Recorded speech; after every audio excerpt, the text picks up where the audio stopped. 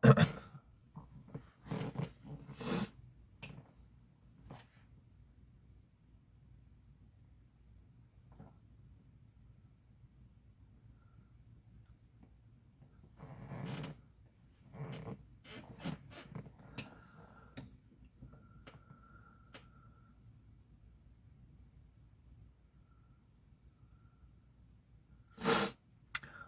everybody, good morning.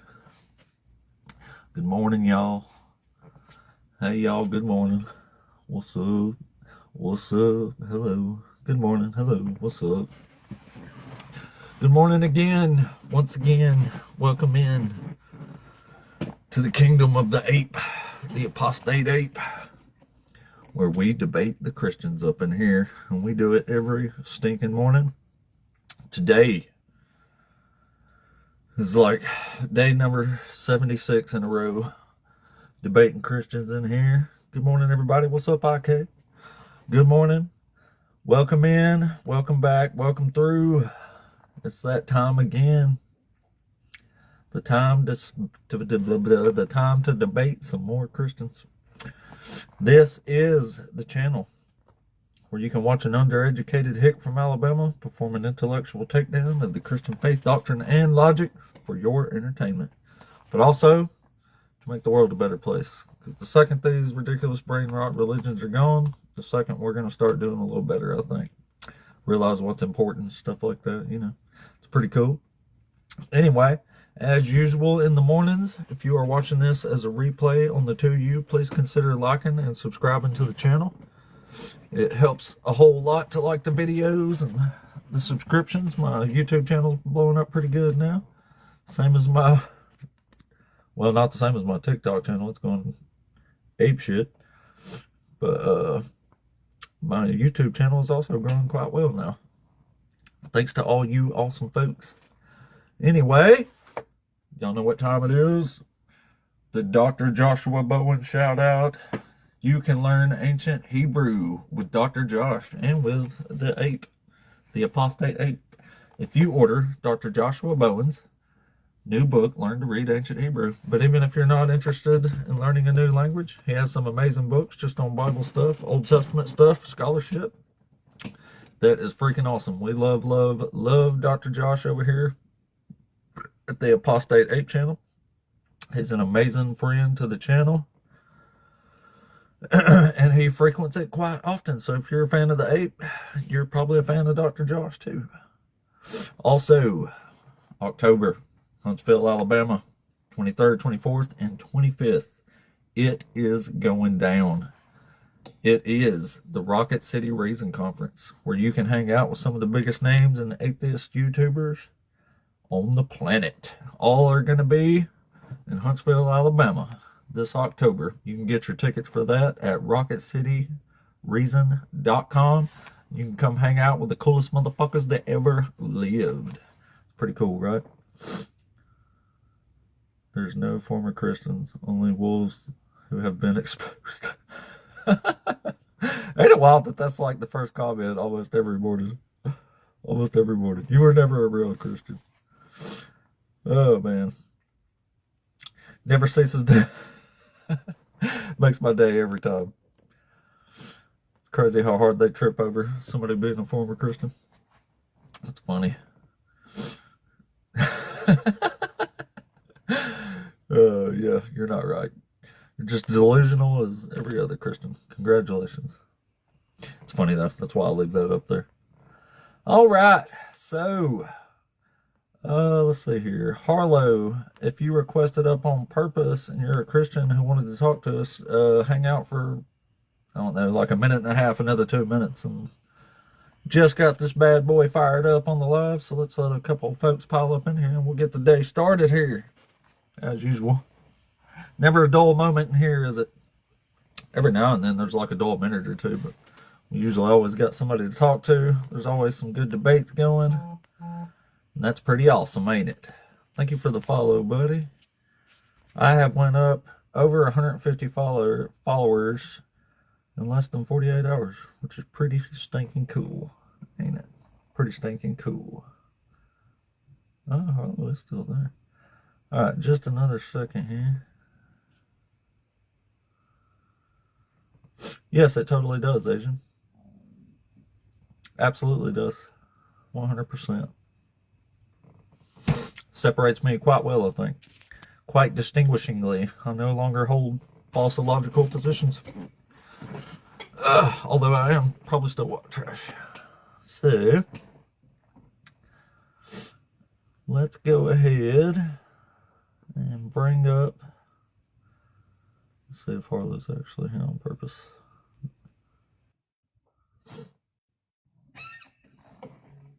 Harlow, you there? I am. How are you? Doing well. How are you? Oh, let me get my volume straight. I'm in my office and that was extremely loud. That's not too So, bad. Are you over 18?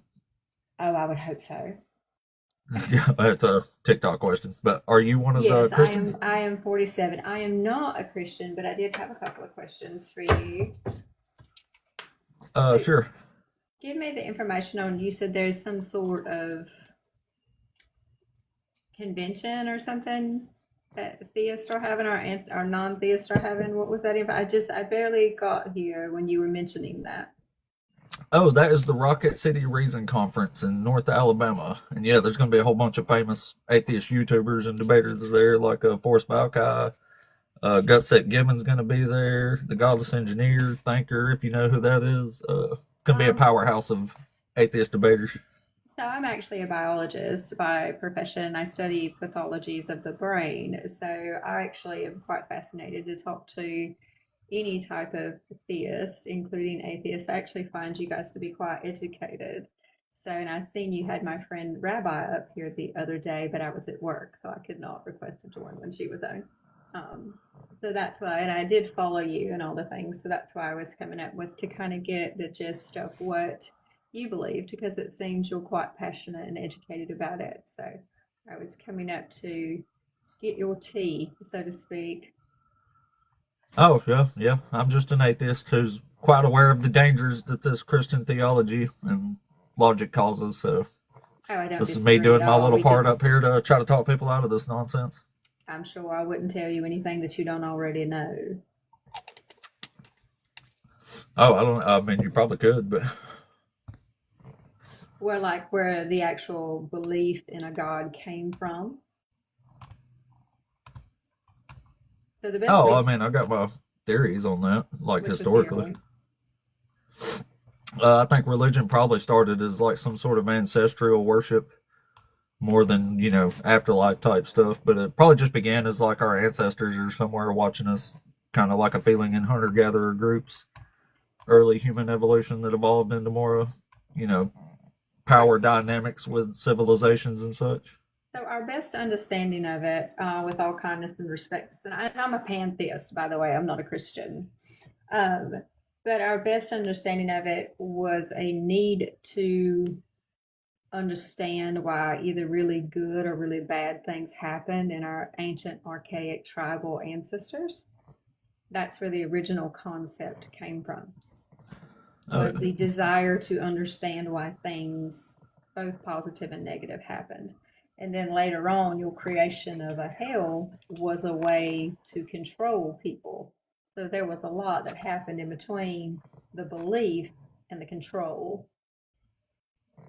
So that's oh yeah, yeah. basically where we really get them upset at is that, did you know there's actually no archaeological evidence of a gentleman named Moses? We cannot prove that he was a person. Oh yeah, I did know that. You did know that, so I'm not helping you at Yeah. all there. So I'm not helping you at all there. That's one I've heard thing. scholars lately saying David existed too, but I haven't seen any better evidence for him than anybody else back then, I haven't except a studied that one, Stele so from I 200 haven't, years later. but I'll put that on my list. I have not studied that. I will tell you there's way more evidence of Buddha and more evidence of Muhammad. There's some stories about a rabbi named Jesus that may or may not be able to be documented, but we don't even have any hardcore evidence of that. Um, the resurrection story is another one that doesn't hold water, because that just simply would not have been allowed. That's just not a thing that would have happened. They would have had to pardon me, fake it on some level to create something to make it look like that actually happened, because that was not a thing. You were not going to go and get a decedent of that particular, because I want to be careful of how I say this, of that particular unalivement. You were not going to be allowed to go collect that body. That was not a thing in Roman times. And there's also some discrepancy of how, can you say the word crucifixion up here? There's actually some Oh yeah. yeah, there's actually some debate as to how that actually happened anyway, and the way they actually did that. So there's some discrepancies there. There's definitely been some I don't want to call it fantasizing, because that would be a terrible thing to fantasize about, but there's definitely been some elaborating, or help me here with the term I'm looking for, but it definitely was some make believe added to that. And that's some mythologies. I like that terminology better. So that's basically where we are with science. But I've not studied David. I can't help you there, but I will add that to the list. But I do love to read the teachings of Buddha, which are basically kindness. And but we really to unfortunately hurt, and there's no, the Egyptians, if you already know this, you can stop me anytime, or if you have another guest that wants to come off, you can. But the Egyptians, we might have one actually. That's a good question. But the Egyptians kept meticulous records. There's no record of any mass unalivement of male children, and there's no records of this particular person. That nonsense that somebody came up with chariots being at the bottom of the Red Sea was debunked. It was fake. That was not a thing. And there's also no evidence of the scorching of the earth. So is there any way else that I can break anyone's heart this morning? No, I was pretty broken already. Oh, that's my girl. That's Mary. No, that's Mary. I don't know if that's an invite or what that meant. That's Mary. Is she here? I have no idea. The cleaning lady? No clue. MC cleaning lady? It just clicked on a little button like if I wanted to invite her. She's fantastic too. Also very educated. Yeah, I'm not real sure. Yeah. I think when I and the rabbi come around, you get surrounded by a bunch of intellectual ladies. I don't know if you're ready for that.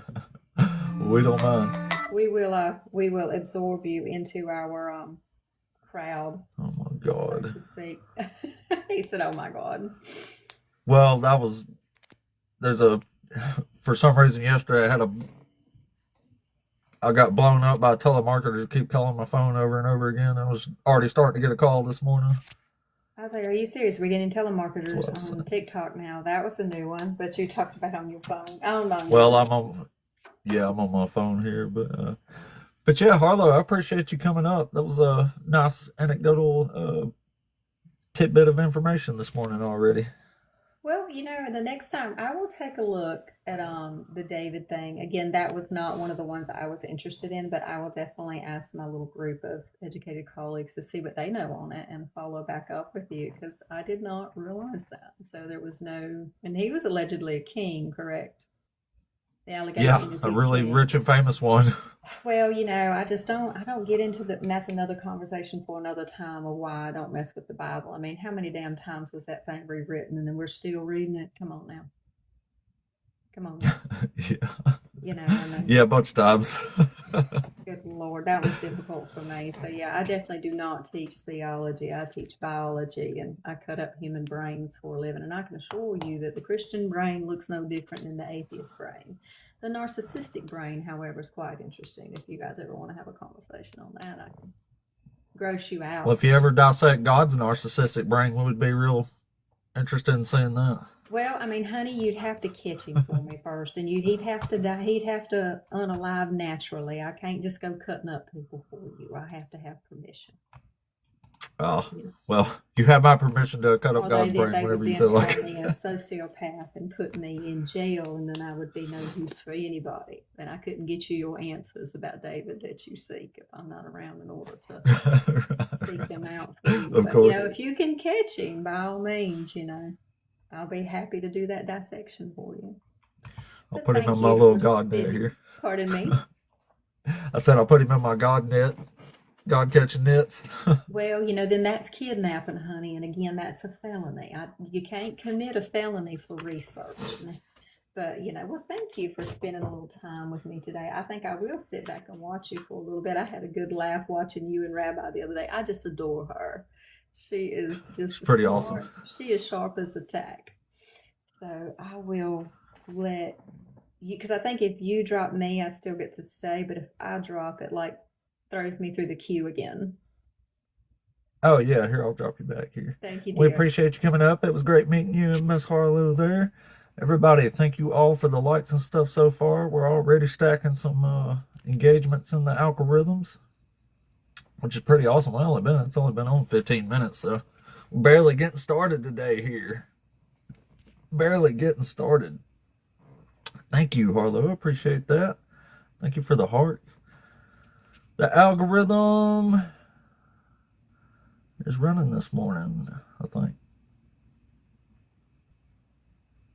What a man. I already saw somebody follow me and it says 0 followers. How's that happen? Maybe somebody followed me and then... No, there was one. Huh.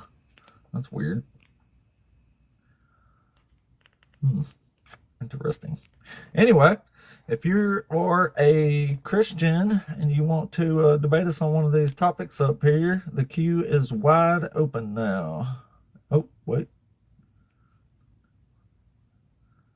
The queue is wide open for the Christians. So if you are a Christian and you want to debate us, come on up and holler.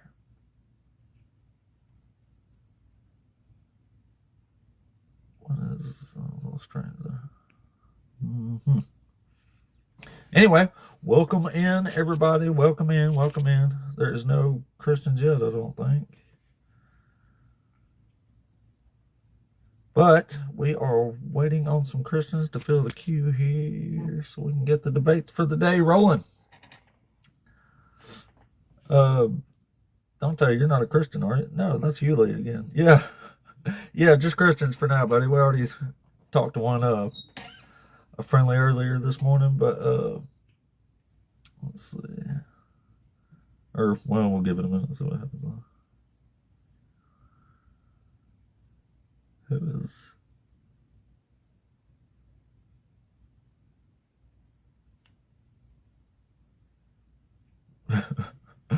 Damn, interesting. Anyway, guys, if you are a Christian, come on up and debate us.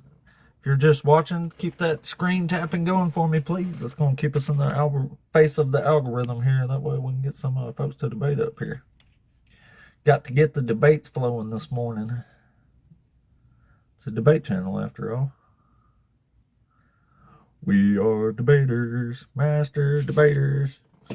That's right. Here on the Apostate 8 channel, you can see the greatest of the grade 8 master debates. We're master debating everybody up in here. Everybody like it. Anyway, welcome in, welcome through. What's up, everybody? Hello. Just waiting on the first guest of the day to come up and debate us. Usually never have to wait too long, do we? No, I think not.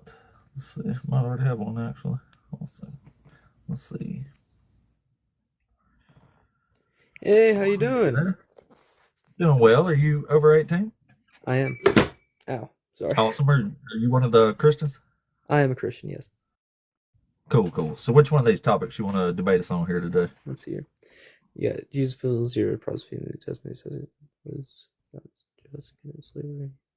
That was way more evil than Satan. All right. Let's start with the slavery thing. If that's okay. All right. Yeah. So I'm gonna get my Bible out. I haven't had it out all day, and we're gonna have to see where in the Bible does God condemn slavery. He doesn't condemn it. He promotes it. Okay. Well.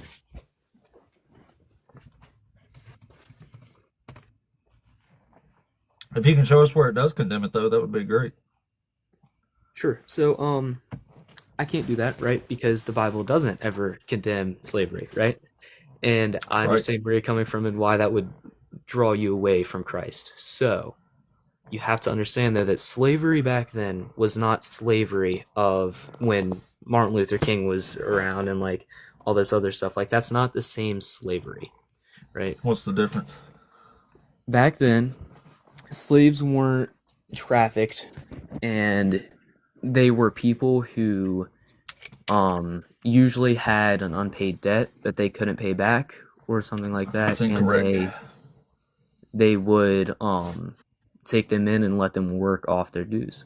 So it was never like a trafficking people thing like it was. And Oh, it definitely was. You're talking about debt slavery, which that's in there too. You're correct. It does cover debt slavery, indentured servitude, but it also covers chattel slavery. It says you can own people as property and pass them on to your children as inherited property. So we're definitely talking about chattel slavery, the same as the antebellum South. So where in the Bible does it say that? I'm sorry. I'm just trying to understand. Leviticus 25 verses 44, 45, and 46. Leviticus is a hard place. I'll tell you why in a minute.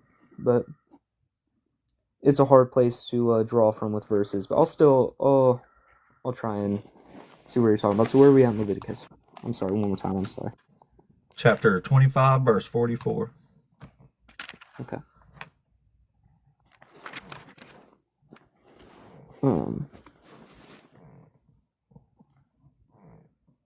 Male and female slaves are to come from the nations around you, and then you may buy slaves. You may also buy some of the temporary residents. Sorry, I'm reading, trying to find context here. You're good. I got you.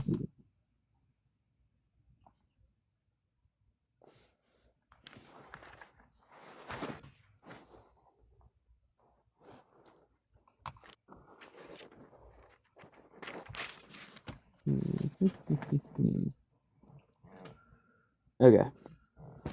So,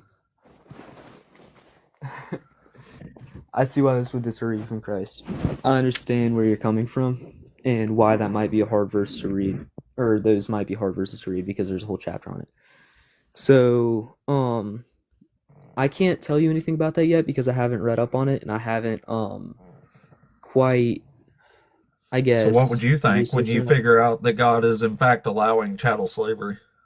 What I can tell you though, right? And I don't believe that that's exactly what those verses are saying, right? That's exactly what it's saying. what they mean, right? So let's look at Leviticus, right? In Leviticus, it isn't distinctly said, but there are 3 sets of laws. Have you ever heard about the 3 sets of laws in Leviticus? Well, people place them into 3 categories of law, right, but it doesn't distinguish in Leviticus itself which ones are which. Absolutely. So it's just a way of studying, and you have to kind of use context to determine those. Which, sure. So you have your moral laws, your civil laws, I believe, and your ceremonial laws, right? So these 3 sets of laws, some of the civil laws and the ceremonial laws were the Old Covenant, right? And so that would have been a ceremonial law. That would have been the Old Covenant. And I still don't quite feel like slavery in that sense was the same slavery as we saw in why not? What's the difference? What do you think the difference was? First of all, they didn't treat them the way that people did in modern slavery, right? So they didn't whip them or beat them. From what my research says, right? From what I've looked up. Well, the Bible says you can beat them as long as they don't die within a couple days. Okay. I actually really do appreciate you bringing this to me because I will be asking my pastor about this on Sunday because I'm not entirely sure, but I'm going to follow you. I wish I was there for that. I'm absolutely going to follow you, and I would love to hop on another live when I get to actually figure out and study the scripture. So I'm going to look this up. I don't have an answer for you yet. I'm not quite sure, right? But I really do appreciate you bringing this up to me. It's definitely something I'll look into. I'm just gonna be honest with you, like I haven't researched it yet. I hear you. Well, would it upset you pretty bad if you thought God was allowing people to be on His property? Read your Bible. Oh, I'm sorry. I'm just reading chat. Okay. I'm sorry. One more time. I said, would it upset you at all if you figured out that this God does, in fact, allow people to be on His property as chattel slaves? If it's in the way that you're referring to, yeah, it upset me. But I Well, I am can not definitely show you that really that's definitely what I'm talking about. Here, we'll just read it. It says, as for the male and female slaves whom you may have, it is from the nations around you that you may acquire male and female slaves. So it's saying you can acquire them from the other nations around you. It says you can also acquire them from among the aliens residing with you, and from their families who are with you, who have been born in your land. They may be your property. You may keep them as a possession for your children after you, for them to inherit as property. These you may treat as slaves. But as for your fellow Israelites, no one shall rule over the other one with harshness. If you go to Exodus chapter 21, it says, when a man sells his daughter as a slave, she shall not go out as the male slaves do. So it's making a distinguishment here between males and females. It's saying male Israelite slaves get released after 6 years if they're indentured servants or just a male Israelite, unless you trick them into staying around by giving them a family that they can't leave with. So if they want to stay with their family, they have to pierce your ear and profess that they're your slave for life. And yeah, the female Israelites do not get to go out like the males. That's only for male Israelites slaves. Yeah, I mean, again, I haven't researched that enough. I'll have to look into it. Thank you for bringing that to my attention, and I would love to be back on the live later on to talk about that with you. But we could let us know what your preacher BS'd you with. Yeah, I'll let you know what he says for sure. Yeah, please. So, we'll go to Jesus fulfills zero prophecy in the New Testament. In the New Testament says he does. Zero prophecy, the New Testament says he does. Okay, let's go there. Yes. Just because I'm curious, and you seem very knowledgeable, so I'd love to hear your take on some stuff. Cool. Yeah, so like just for example, in the first 2 chapters of Matthew, he explicitly quotes 5 prophecies that Jesus is fulfilling from the Old Testament. Do you know about those? Or? I've been to Matthew, but I can't remember. We'll have to open right back up to there. Well, just for example, let's use the most famous one you've undoubtedly heard of, right? So in Matthew chapter 1, Matthew says that Jesus is born from a virgin. He's fulfilling a prophecy about the virgin birth of a Messiah. You agree with that, right? Mm-hmm. So do you know what chapter he's quoting from in the Old Testament saying Jesus is fulfilling this prophecy? I'm not sure. He's quoting from Isaiah chapter 7. And he's quoting, let's see, we'll just read it real quick. So when Matthew quotes the Old Testament, this is what he's quoting. It says, look, the virgin shall become pregnant and give birth to a son, and they shall name him Emmanuel. You recognize that? Yeah. All right. So if you read that in Isaiah chapter 7, the actual verse here, it says, look, the young woman is with child and shall bear a son and shall name him Emmanuel. So did you hear the differences there? Sorry, one more time. All right. Let's see. Look, the young woman is with child and shall bear a son and shall name him Emmanuel. That's from the Old Testament, Isaiah chapter 7. This is what Matthew says in the New Testament. He says, look, the virgin shall become pregnant and give birth to a son, and they shall name him Emmanuel. Isaiah 7. The young woman is with child and shall bear a son and shall name him Emmanuel. So you hearing the differences there? Yeah, but like, what's your point though? Yeah. My point is, the Old Testament doesn't even say virgin, and it says a young woman is with child, not that a young woman will be with child later.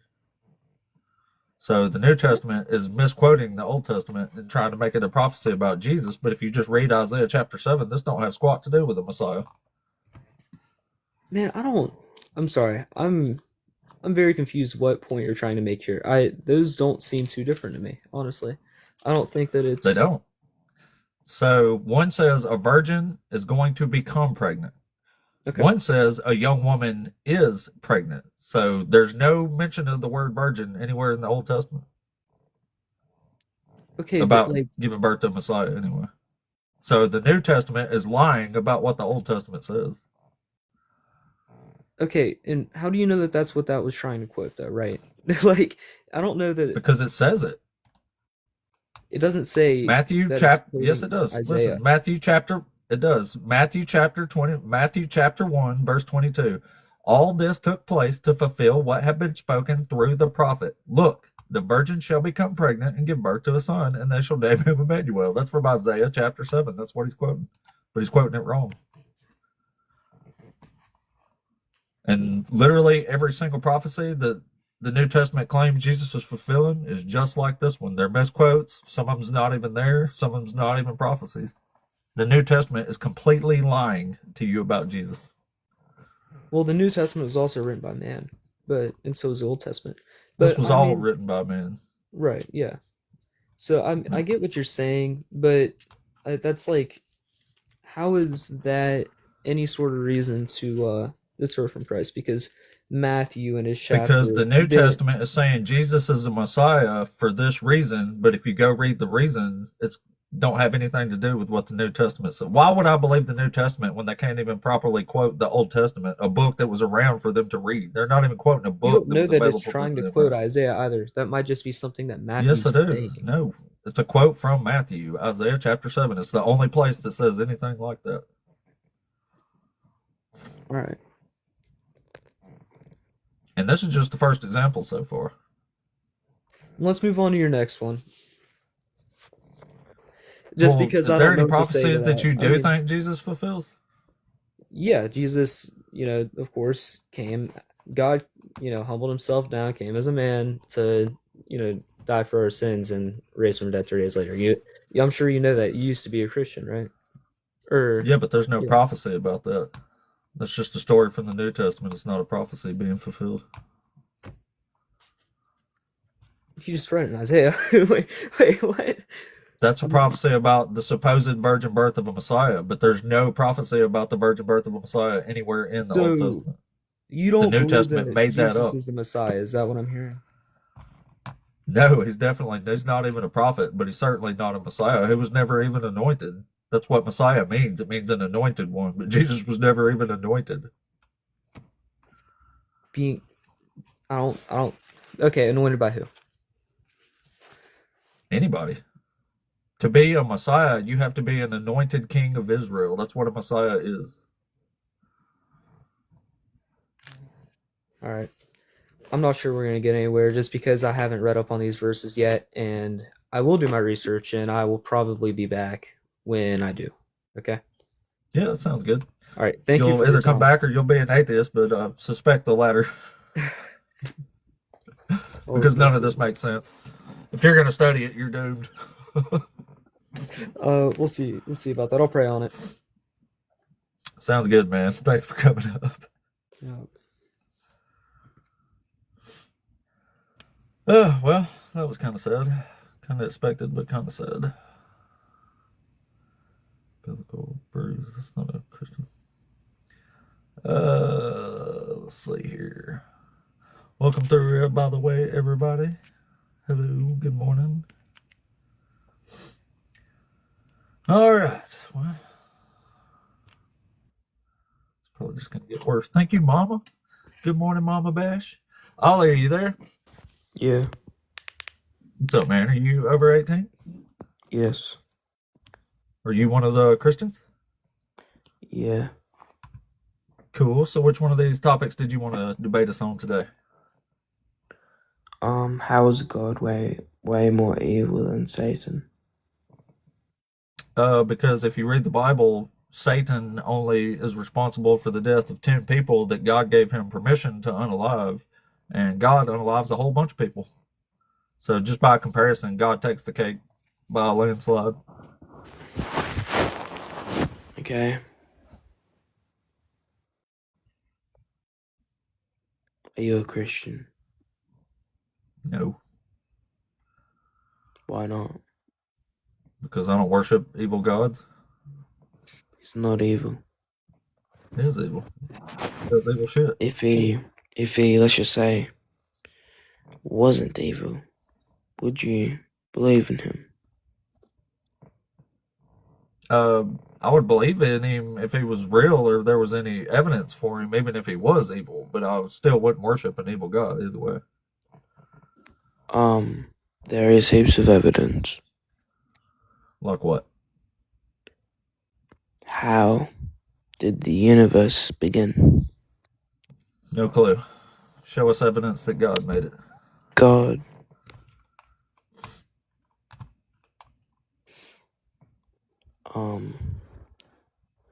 God created everything. How would the universe begin if God didn't create anything? I don't know. Who said it began? Well, everything needs a beginning. Does it? Yes. Why? But God is eternal. And He So is created the everything. universe. Yeah, but Adams, he's not in the physical. He's in the spiritual. Okay. That means nothing to me. So that means it has to be God. And that's where 2,000 years ago, a guy named Jesus roamed the earth, did miracles.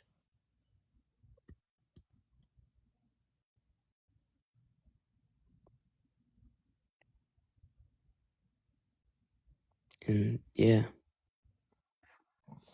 Okay. Do you have anything meaningful to add to this conversation? that's a meaningful thing. Is it? Wait, Thanks for coming up, buddy. Nobody can tell if you're just being weird or serious or what, so let's not. I'm sure we got better things to do. How strange. Anyway, let's take a look here, won't we? All right. Well, if you are a Christian and you would like to debate us on some of these topics, a little better than some of these things have went already, that would be great. Thank you, Jonathan. I appreciate that. Let's see. Yeah, the algorithm's running good. It's cool. It's cool.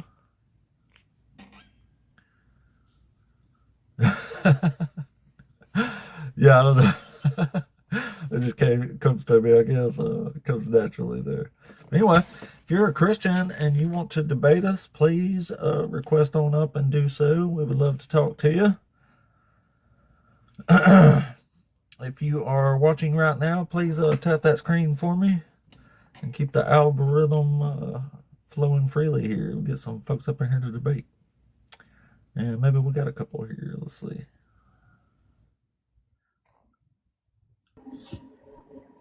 King, are you there? Yeah. Hey, good morning. Hey, good morning, buddy. Are you over 18? I am, yes. Awesome. Are you one of the Christians? One of the 2.2 billion, yes. Cool, cool. So which one of these topics do you want to debate us on here today? I like you said something that Jesus fulfilled 0 prophecies that are in the Old Testament, and I have one specific prophecy that he did fulfill. Okay. Yeah, Right. what is it? Yeah. All right, so in Psalm 22, Oh boy. Psalm 22 is a messianic prophecy. If you It's want, not even a prophecy. so well, okay. So we can see that in Psalm 22, these words here that are there, okay, are said by Jesus on the cross and clearly describes crucifixion in a way of death that wasn't even a thing in the time that it was written in David's time. So where does this say anything about crucifixion? Well, let's pull. Have you read Psalm 22? Yeah, a bunch of times. It's not actually even a prophecy. It's a lament of David. So I'm a little confused on how this is a prophecy anyway. But Yeah. So let's. But So here it quoting is. It something says, from a book that you know about isn't fulfilling a prophecy. You know, like anybody, I can quote this right now. It doesn't mean I'm fulfilling a prophecy. Well, this was written, the time frame that it was written, right, is many, you know, I would say at least close to 1,000 years before Jesus died on the cross. And so the verse is, Agreed. my God, why hast thou forsaken me? Why art thou so far from helping me? And from the words of my roaring, oh my God, I cry in the daytime, but thou hearest not, and in the night season, and am not silent. And then he says, So God didn't talk to Jesus? let me just keep going. Well, I mean, we know what Psalm 22 is about. But I am a worm, and no man, a reproach of men, and despised of the people. All they that see me laugh me to scorn. They shoot out the lip, they shake their head. He trusted in the Lord that he would deliver him. Let him deliver him, seeing he delighted in them. And then if we keep going, many bulls have compassed me. Strong bulls of Bashan have beset me. They gaped upon me with their mouths, ravening and roaring lion. I am poured out like water, and all my bones are out of joint. My heart is like wax. It is melted in the midst of my bowels. My strength is dried up. And if we keep going, it says, for dogs have compassed me. The assembly of the wicked have enclosed me.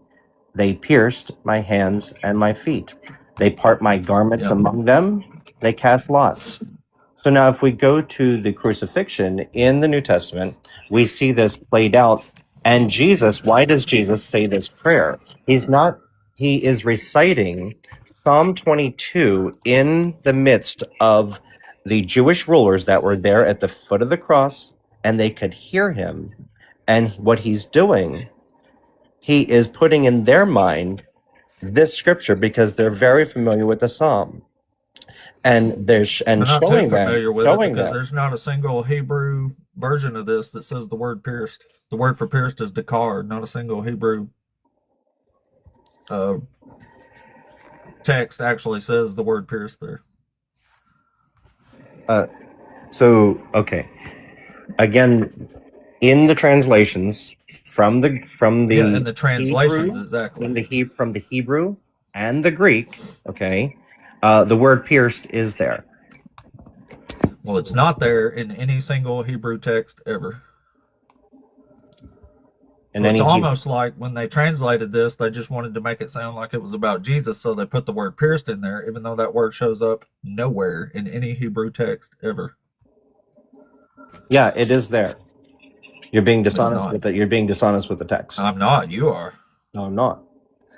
Yes, you are, because you're wrong. There is not a single Hebrew text in existence that says the King James version. I know, and that's the absolute worst version. We can go to the RSV. We can go to the RSV version.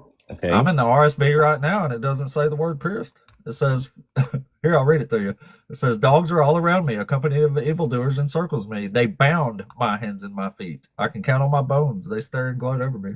See what I'm saying? It doesn't say the word pierced. Okay, so if the Orthodox Jewish version. Okay, I can go to the Orthodox Jewish version. I'll read that. I don't have the Orthodox Jewish version pulled up. And give me 1 second. In the Orthodox Jewish version, hold on, let me pull that up. All right.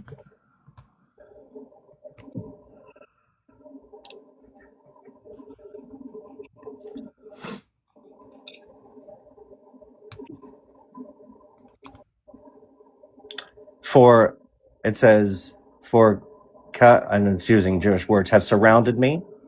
The Adat Mir Imam have enclosed me. They pierced my hands and my feet. You're saying it says that in Hebrew. This is in the Jewish version. Okay, so that's that. And let's pull up. Also, there is another Jewish version that I can pull up. Give me 1 second. You know the Hebrew word for pierced, don't you?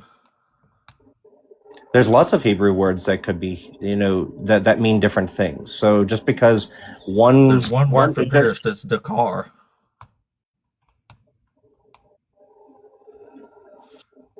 And again, you have a way bigger problem anyway, because this isn't an actual prophecy. Well, it's not a prophecy. So it is. So in the sense of it being a So prophecy. So here it is being a prophecy. First off, we can discount whether or not the if you want to I could grant you on the word pierced. I don't, but this also describes the whole thing about what's happening at the foot of the cross. Okay, the idea they this are is David being gambling. They are surrounded by gambling. Hold on, enemies they in an are actual war, and he's lamenting to God. He's praying to God. This is the opposite of a prophecy. I never. So again, you want to hang on to prophecy. What I'm saying is that Yeah, prophecies are a what is specific being thing. described. If what you're is- going to say Jesus was fulfilling a prophecy, I would prefer that it be an actual prophecy. Would be it is great. a prophecy because It's not a Jesus prophecy. It's a quotes lament this. of David. It's David talking to God, not God giving information through David. That would make David a prophet. This is not that. Okay, so if all right, let's talk about that. Where were okay? So let's go to this verse. If you want to hang on to that, okay. Uh, So it says here in verse. Hold on one second. Verse 18. They part my garments among them and cast lots for my vesture. Where did this happen for David? this is David writing this, right? He says Right. they So they when divide did my when did they do clothes this? into a lot. So David is talking about his clothes, right? Right. So when And did yeah, that they ever did this for happen? all ancient kings. It happened all the time in the When did ancient that world. ever happen to David? This was right here in Psalm 22 is when it happened to him because he's saying it happened to him. No, this did not happen to David. They did not Yeah. pierce. What They are did you not talking about? This is part his David garments. writing this. It's David's situation. How are you going to say this didn't happen to David? This Okay. is a lament of David. You know that, right? Yes, David wrote lots of things that are David laments. isn't telling prophecies about himself. He's writing about a situation that he is currently in. That's why this is not a prophecy. It's It is a David talking prophecy. to God, not God talking through David. That's what a prophecy is. It's when God puts his words in the mouth of a prophet to give information that God wants people to know. This is David in big old trouble, and he's talking to God, not God talking through David. That's why he's saying, my God, why have you forsaken me? Why are you so far from helping me? Oh my God, I cry by day, but you do not answer. Like, God talked to Jesus. There was never a time where God wasn't answering Jesus. So to say this is about Jesus and not David is kind of insane, honestly. So, okay. So historically, right? This is what I'm saying. Mm-hmm. Historically, David's garments were never parted and never gambled They for were. in his lifetime. So you are the one need to share and show that that actually happened. Who is talking here? Okay, that David is the one talking. But And what is he historically, so describing? we have to. So because And what David is David describing here?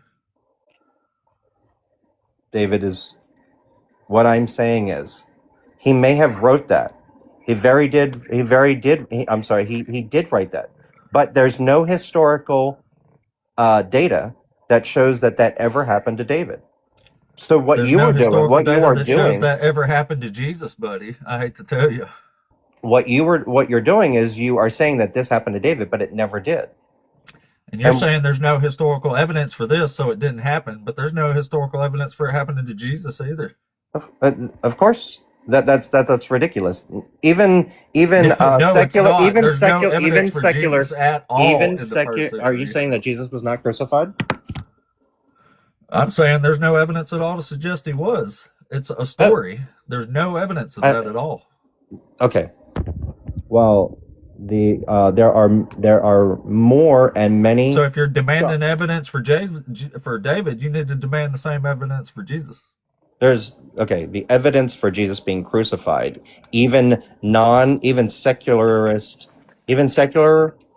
atheistic scholars agree that Jesus was crucified. Bart Ehrman, he is a renowned I've skeptic. read like 10 of his books. Yeah. Right. Yeah. So he would disagree with you on this. It is affirmed I that disagree with Jesus him. was crucified. There's still no evidence.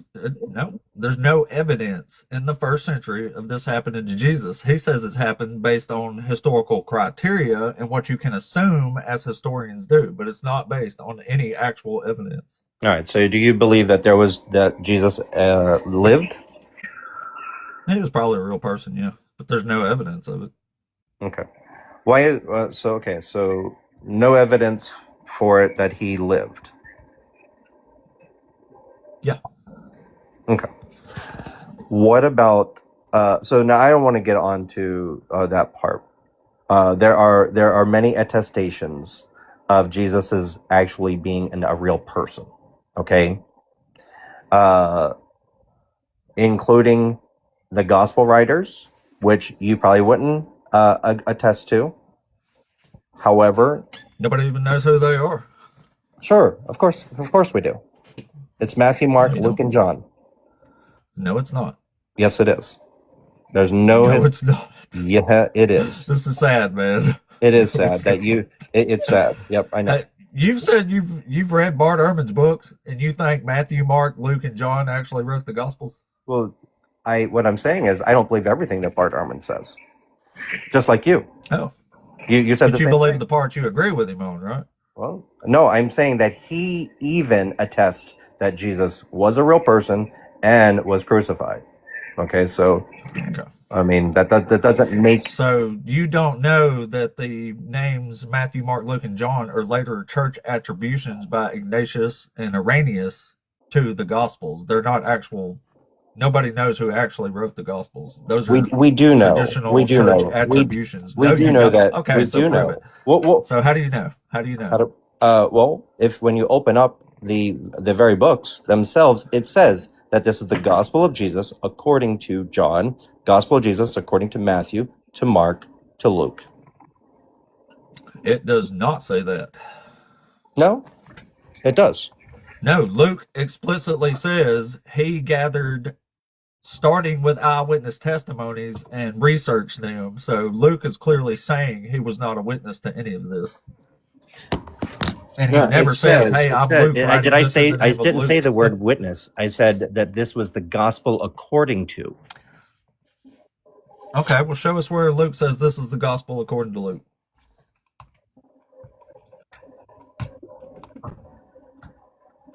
Or Mark, or Matthew, or John. That'd be great.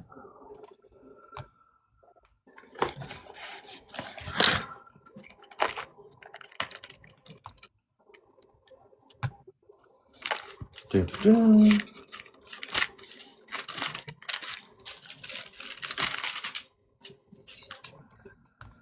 So the title at the very top says the gospel according to St. Matthew. All right, so that's there.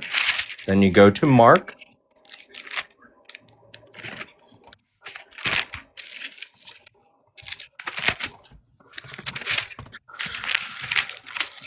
Who is Mark? And the gospel according to Mark, I'm not going to put the word saint there. I mean, people do, but. And then Mark you can go wasn't a to the disciple or gospel anything. according to So Luke. wait a minute. I'm in Matthew right now. Oh, Where wait. does it say this is the I'm gospel reading. according to Matthew? You told me to give you this. This is what I'm doing. On Yeah, that's Luke what I'm at the looking top, for. it says I'm going the for the first one gospel. you just said. The gospel according to Luke. And then we go to John, and it says the same thing, the gospel according to John. So these are the No, people who wrote this book. Matthew, Mark, Luke, and John. no, they're not. Yeah, Prove it. they are. I just did. No, you didn't. Well, you haven't proved that they did. No scholar thinks that Matthew, Mark, and Luke and John actually wrote the Gospels. Those are later church attributions as a matter of tradition. I thought everybody knew that. Most modern Bibles even tell you that. Well, So you just show me the part where in the Gospel that it says, "I'm Luke writing this in the name of You Luke." just made a claim. You said zero. This was your words. Zero scholars attest that these were the writers. You're Right. going to stand on that claim? That zero claims, zero Yeah. scholars out Well, there? I don't know. There might be one or two. Oh, crazy so you're dudes wrong out there, here. but, Do you admit that you're wrong? Yeah, I mean, I could. Oh, Yeah, very there could good. be I'm one or glad you two. admit Can that you you're show us wrong. one? So Yeah, can you show zero us one? scholars. I didn't say I was wrong. I said I No, might be. you said should start zero listening a little scholars. You better. said zero Now, scholars. okay, here. well, show us a scholar that actually says those are the people who wrote the Gospels. Name one. Okay, give me a moment. Got to look it up. I imagine that you do the same. Oh, make well, it I seem just what I'm assumed not a if you knew of robot. one, you were saying that, not just talking out of your ass. But go ahead. Yeah. Nope, talking out of my face. By the way, what is your historical Christian? I guess what you claim to be a Christian in the past. What you, I guess, grew up in? Why Probably I'm looking closest at to that. like a Southern Baptist or Pentecostal. You can't be both.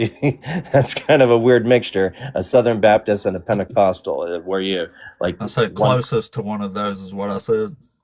Okay, so were you Pentecostal or were you Baptist? I was closest to a Southern Baptist or Southern Pentecostal.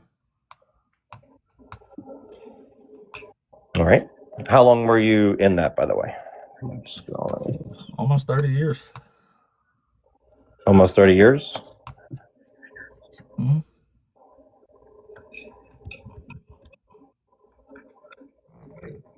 So, did you find us a scholar yet? I've been talking. So. Certainly, you can show us one. It ought to be easy to look up.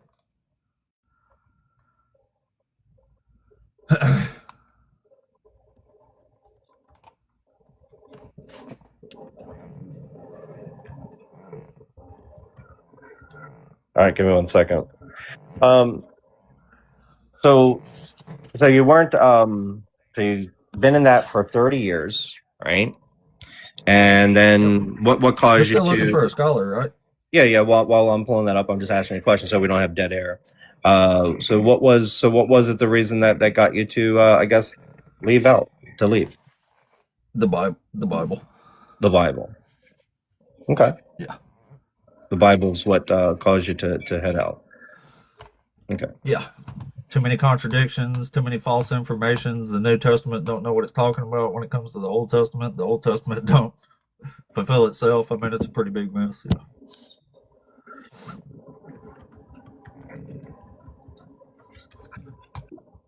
All right, I may have to get back to you on the modern scholar that you would take. I figured you would, yeah.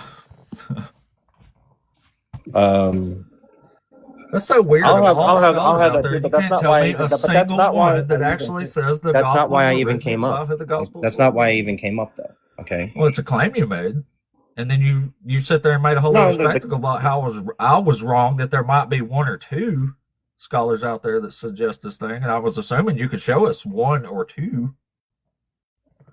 Well, again, there are so many scholars here that I need to review. Yeah, you think it would be awfully easy to find one that agrees with you? No, again, this is not something that I did like a complete study on. One, I do believe that Matthew, Mark, Luke, and John are the actual writers. So when you go to the original manuscripts, those are the ones that the original manuscripts, okay, they're the ones that wrote those down. Now, those original manuscripts, the very original ones that they actually wrote on, I don't believe we have those, okay, but we do have copies of what they wrote that were written by their followers, okay, scribes, things they continue to pass down. But to go back to the original authorship of the manuscripts that we have would be Matthew, Mark, Luke, and John. Prove it. I just did. I just made a claim. You didn't. You just told us what you believe. And so far, you haven't backed up a single claim you've made. So. All right. Well, I did. I so feel that I believe they're not written by those authors. See, I just proved it. What's that? I said I don't think they were the authors, so I just proved they're not because I don't think they are. All the Gospels. Well, I'll tell you what. This is not why I came up. So I think we're going. I know it's part of what we were discussing, but that's not why I came up. I came up because I wanted to talk about a prophecy that Jesus fulfilled, and that is Psalm 22. Yeah, and you brought up Psalm 22. It's not even a prophecy. Do you know what a prophecy is? Can you tell us what a prophecy is? Yeah, a prophecy is something that is written and occurs in the future. So here That's not what a prophecy is. So here is scholarship, Christian scholars, as well as scholars in Judaism agree that the Psalm 22 is a messianic prophecy. It is a prophecy of the Messiah. So Well, then they don't know what a you are prophecy out. is. What's that? So, well, then they don't know what You're a prophecy saying that is either. the scholars in these religions don't know what a prophecy is? And we're not talking. And No, I'm there's not some talking about scholars that just come up here on modern this scholars. channel I'm all the talking about time. going Yeah. back in the past. What about them? Can you show us one? This isn't something where you're just saying there's these scholars and then like you can't actually show us one, right?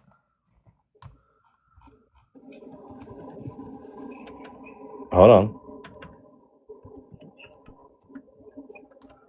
I'm sure there's Christian scholars that think this is a prophecy. I wasn't actually questioning on you on that. But I'm just saying they don't know what a prophecy is, because a prophecy is when God puts his words in the mouth of a prophet, right? Have you read Deuteronomy 18? The test of a prophet?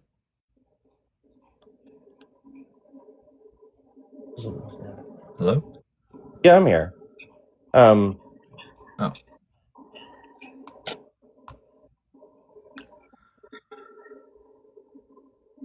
So you know that a prophecy is when a prophet speaks God's words through their mouth, right?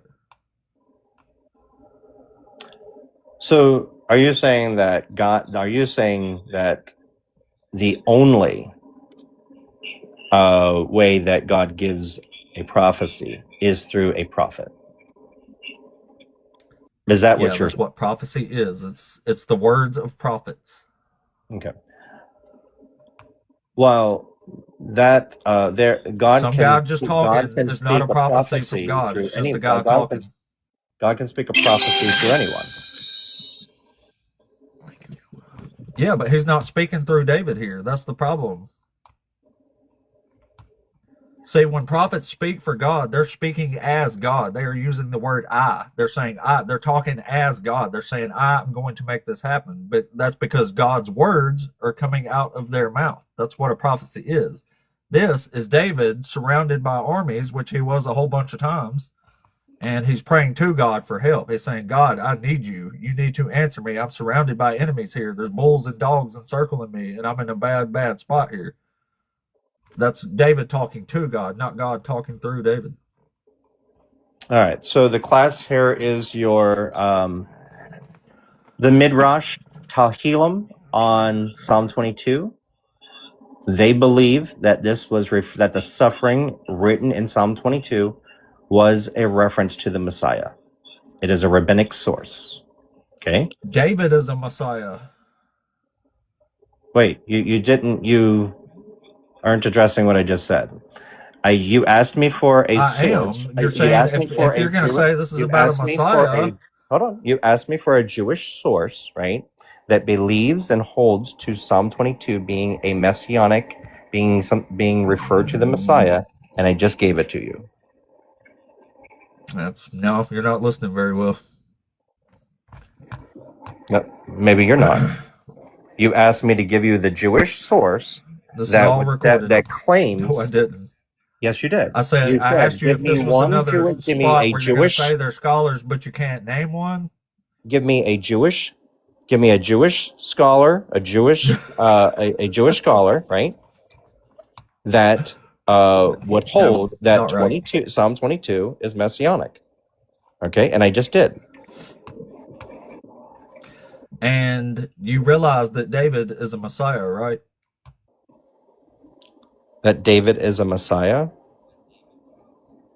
Yeah. Messiahs are kings, anointed kings. Sure. So this could be about any Messiah, not Jesus. I'm saying this isn't about Jesus the Messiah, because Jesus isn't a Messiah. Yeah, so again... So you can say this is messianic in the sense that it's about David, a Messiah. All but you I've can't done, say this is messianic in the sense here that it's is future tense about Jesus.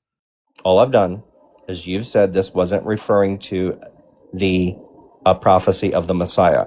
And you asked me to provide you a Jewish... Right. You asked me to provide you in Judaism. No, I didn't. Yes, you did. No, I didn't. Okay, you can claim you didn't. You did ask for a Jewish I didn't. scholar I asked you if this was another that sense would where you're say saying it's from this is scholars that you referred can't to. name. I didn't say give me a Jewish scholar that says this is messianic. That's why I'm saying you're having problems listening here. No, I provided you exactly what you requested. You may not No, you like didn't. that I did. Well, this is all recorded, Right. so I So think what? everybody knows what I said. Everybody knows what you said. Cool. I'm glad it's recorded. So What does that even mean? So okay, What are we going to go? Or is that it going to means go? that's not what I said, and everybody knows it because It it's is recorded. exactly. You You can go back and asked watch it. for. You asked No, it's for. not. This was what you asked for. You said, "Show me one scholar, right, in Judaism that believes that this is referring to the Messiah." I did Nope. just that. Never said that. You did. Nope. Maybe No, not I in the didn't. exact I've words. told you what I've but said like in 4 general, times that's what now, and you said. just refuse to listen. Yeah. No, it's not what I said. I asked you if this is one of the instances where if I asked you to show me a scholar, you could actually name one, and not where you couldn't name a single one, is what I asked you. I didn't say show me a scholar that says this is about a Messiah from Judaism. Well, I think you're just being dishonest here with the whole entire, with our entire. I'm sure you do, because your information is so skewed, you can't help but think in your head that I must be the one lying here because you're so wrong. I'm not wrong. It's I pretty just sad, gave man. you Yes, you are. exactly. It's pretty sad. No, that- Scott. Nobody thinks that Matthew, Mark, Luke, and John wrote the Gospels. Everybody, But now well, you're pivoting. everybody who's actually Now studied you're the thing pivoting. says Now you're pivoting to something that I didn't pivoting come to to talk what? about. We've been talking about Psalm 22. So I handled No Psalm shit. 22. What Yeah, else did we I talk handled about? Psalm 22, and now you want to pivot to something I didn't come up to talk about. You're talking about something that's not even a prophecy here. We've been on this for quite a little while now. It is a prophecy. It's not. It No is matter how bad accepted. you want it to be, it'll never be a prophecy.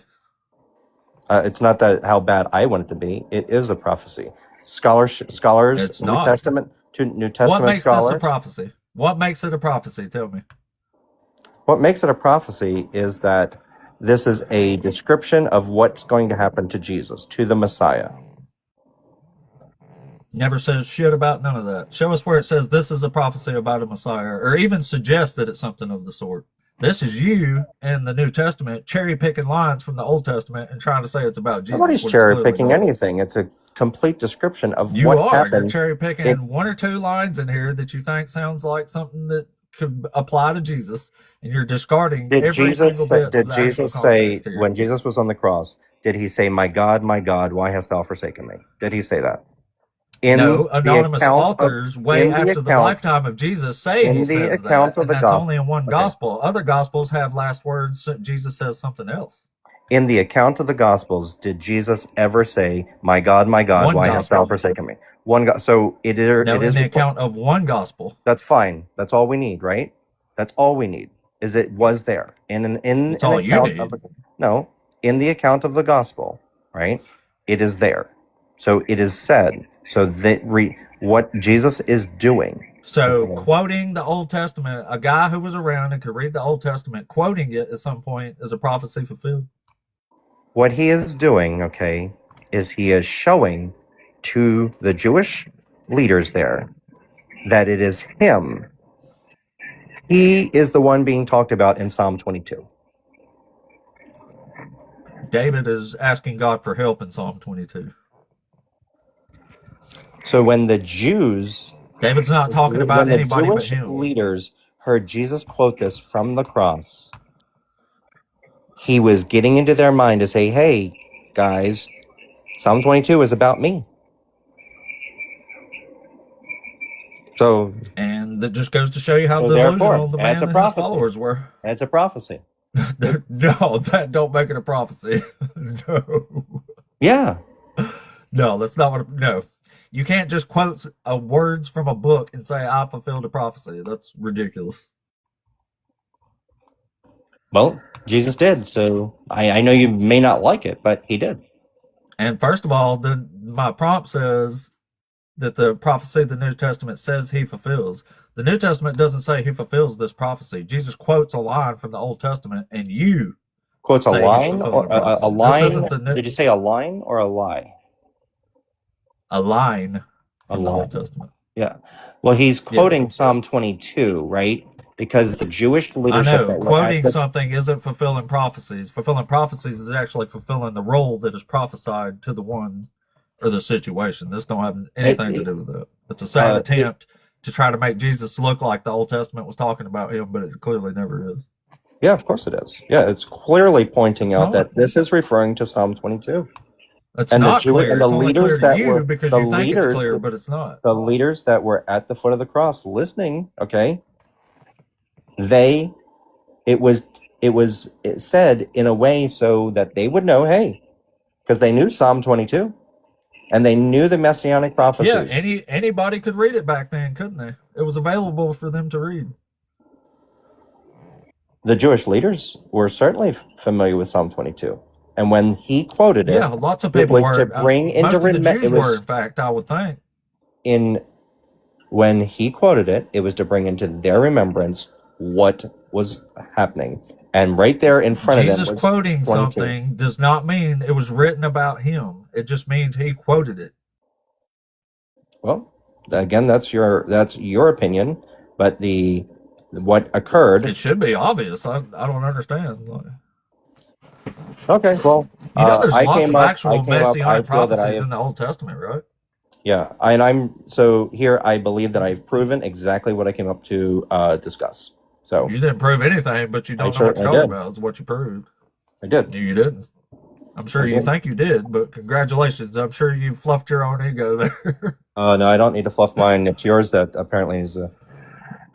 So it looks like Greg is asking me, when did Jesus ever sit on the throne of King David and bring peace to all nations? Interesting. Yeah, that's an actual messianic prophecy that he clearly never fulfilled.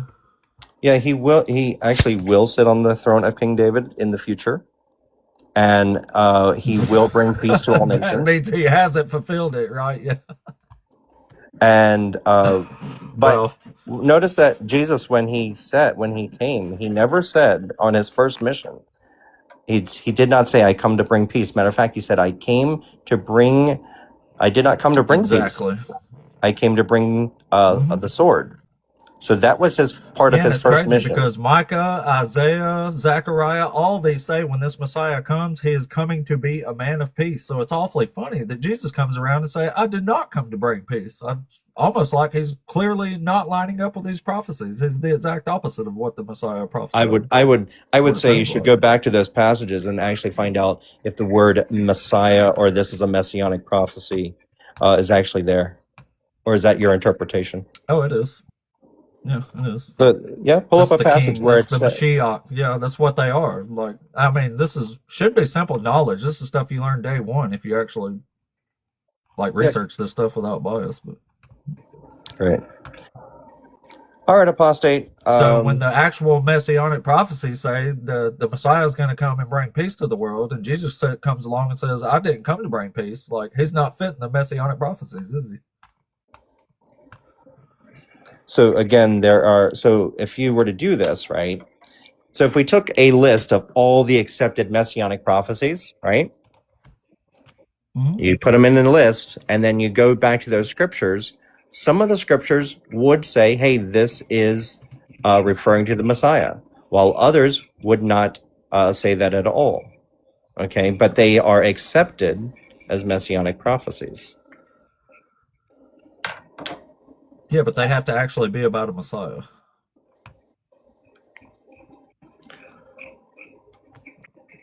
Well, so I've come up here to talk about Psalm 22. That's all I wanted to come up and talk about. So that would be it for all I want to talk about. I addressed the idea of Jewish scholarship agreeing that Psalm 22 is a messianic prophecy talking about the Messiah, and also that it was attributed to Jesus and what occurred. The Messiah David? No, the Messiah Jesus. No Jew attributes this to Jesus. Sure they do. I know lots of Messianic Jews. No, they don't. Show us one. Messianic Show us Jew. one. Dr. Michael Brown. A Messianic Jew? Yes. Dr. Michael Brown is Messianic a Jewish Jew's scholar. A Christian. Messianic Jew is all the original believers in Jesus were Jewish. Yeah, and they left Judaism and went to Christianity. If you They follow didn't go to Christ, you are a Christian. Christianity. They didn't go to Christianity Yes, because it is. no, That's they were what called following Christ Christians. means you're a Christian. They were called Christians. Yeah. Right. So they didn't leave Judaism. Okay. They followed Yes, they did. Jesus. Nope. They started down a track. See, All the Judaism orig- says you have to all follow the the original- law. Jesus, all the original- Jesus in Christianity says the law is abolished. So they left Judaism and changed their religion to Christianity. All the which is original not the same believers, religion. all the original believers in Jesus at the beginning were all Jewish. Alrighty. Very good. Have a good All one. right. Well, back at you. Thanks for coming up to discuss prophecy and not even bringing up a prophecy. All right. Well, man, oh man. Let's see. Before I bring up the next one, let me see who is.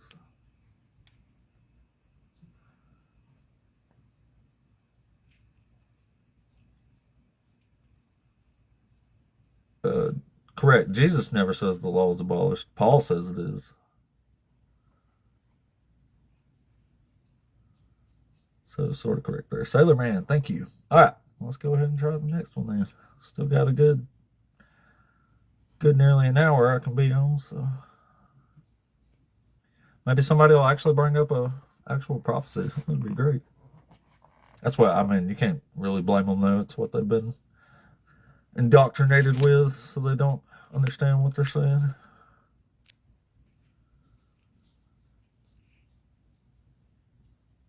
But I mean, you heard it there. The guy thought Matthew, Mark, Luke, and John actually wrote them.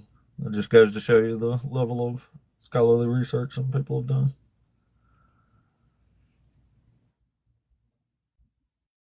Let's see. Thank you. Robo, you there?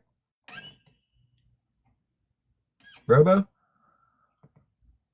Robo. I don't think Robo's here on purpose, y'all. Well, Greg, Eric, thank you guys. I appreciate the shit out of that. Greatly helps the algorithms. It's actually a little slow today. That's weird. It was running twice as hard yesterday. I wonder why. Thank you, Jennifer, Greg. Y'all all right. Y'all all right. All right, next up.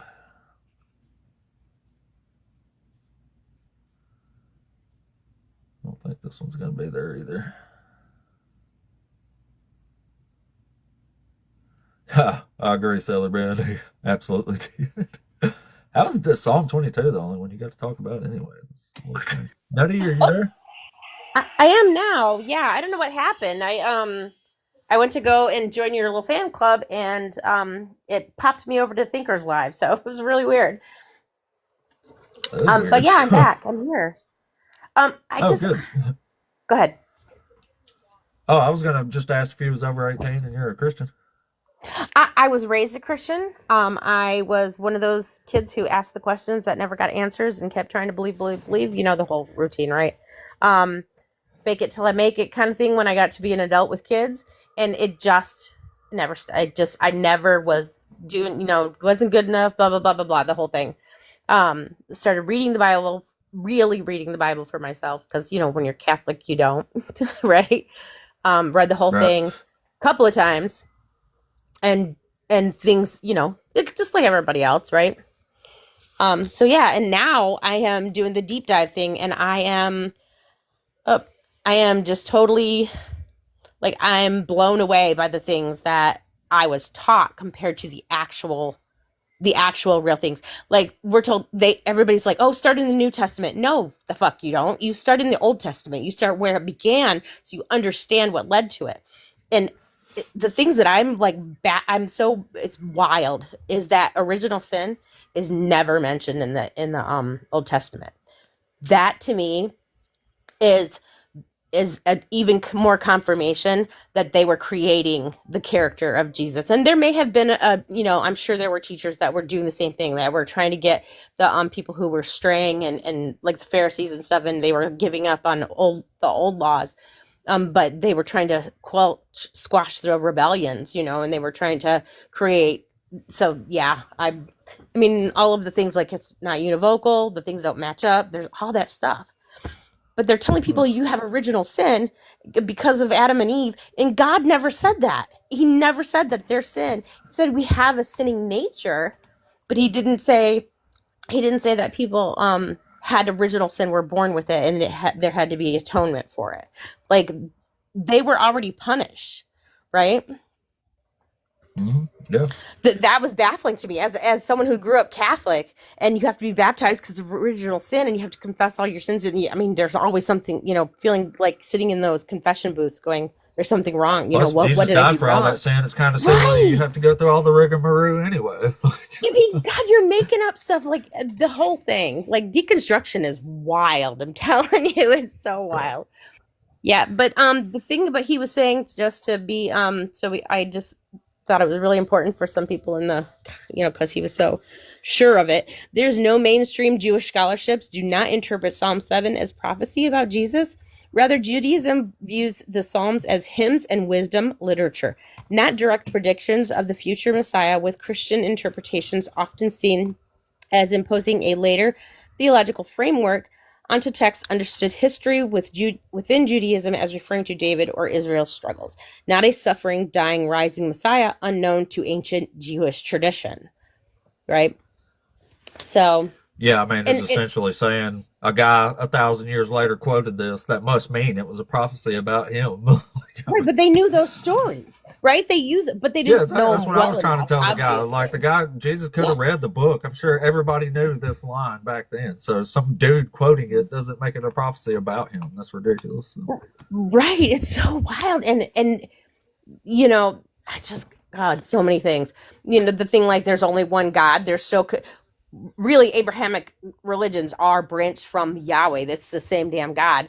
And there's not just one God, right? Your own book tells you that there's many gods. So it's bizarre. It's baffling and fascinating, right? It is, but I've said all the same dumb shit, so I really can't even say anything personally. No, I know. That's what I'm thinking. And I was trying to convince myself as much as I was trying to convince other people, right? Because you want to be part of you just believe it, even though it sounds crazy, and you're logical. Your brain's going, wait, that doesn't matter. It doesn't matter what's going on. You still do the thing and say the thing, right? That's it. That's all. I was just excited to hear. I was like, this poor guy. But yeah, right. I gotta call people out crazy, when they say stuff like that and they can't come up with the facts. I'm gonna get it, and I'm gonna bring you and show you that you're lying. You're lying. I mean, so. You thought it'd be evident after he couldn't bring up one scholar that says they actually wrote the gospel. I know, he's like, and I proved it for you. It's literally, it says it in the title of the song. Like, it literally says Well, now, and then he says, this is in the Hebrew text. And I went to the Hebrew text and it wasn't there. What was that? Well, I was just saying, thanks for coming up and sharing that. We're going to move on to You're welcome. I appreciate you letting me dabble that on for a little bit. All right, I'm going to join your little fan club. I appreciate you. Sounds good. Thank you. I appreciate that. Welcome. That's really cool. I'm not even sure I knew I had a fan club, actually.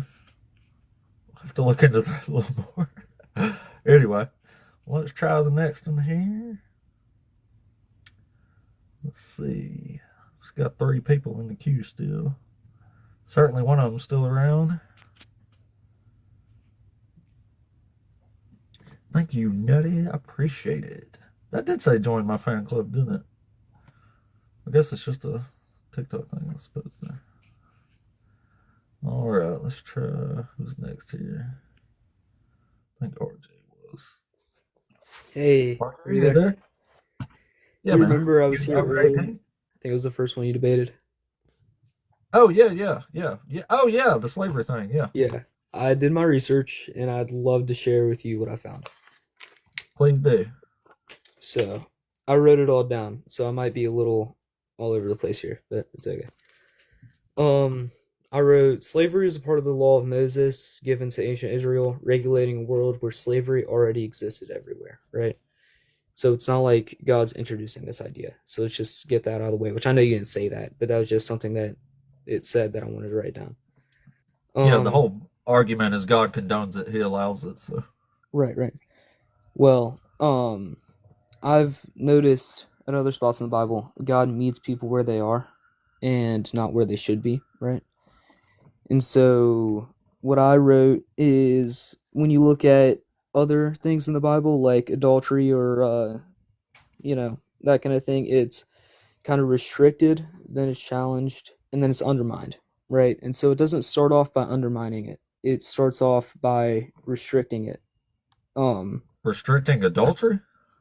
Yeah, it's a different To part of the what? Bible I read up on. I didn't write down the verses or anything, but As far as I know, God just says don't do adultery. You can't do that. yeah, later on in the Bible, but Well, wait a minute. Where is it regulated beforehand then? Because I've never heard of this.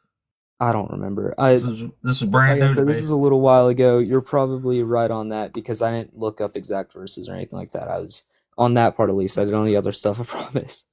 Oh, well, I'm just saying, when God don't like something, he has no problem telling people not to do it. So a lot of times, yeah. So I would Yeah. think if that was the case with slavery and owning people as property, if he didn't like it, he Well- would say, don't do this. Have you noticed that the law often limits harm, like rather than just instantly abolishing like the social systems that they're practicing in Israel? You notice that, like, Social systems.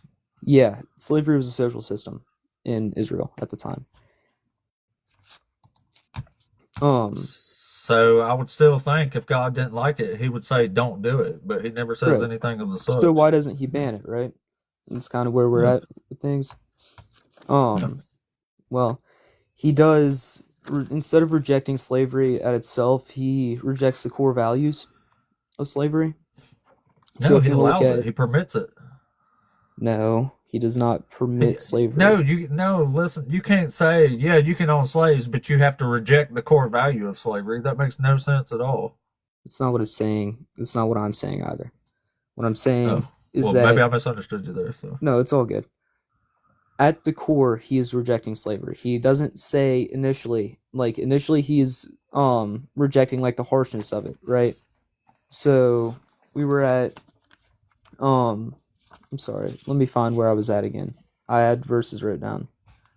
If I'm not exactly sure how to pronounce this book of the Bible, I'm not gonna lie to you. I'm a pretty new Christian. So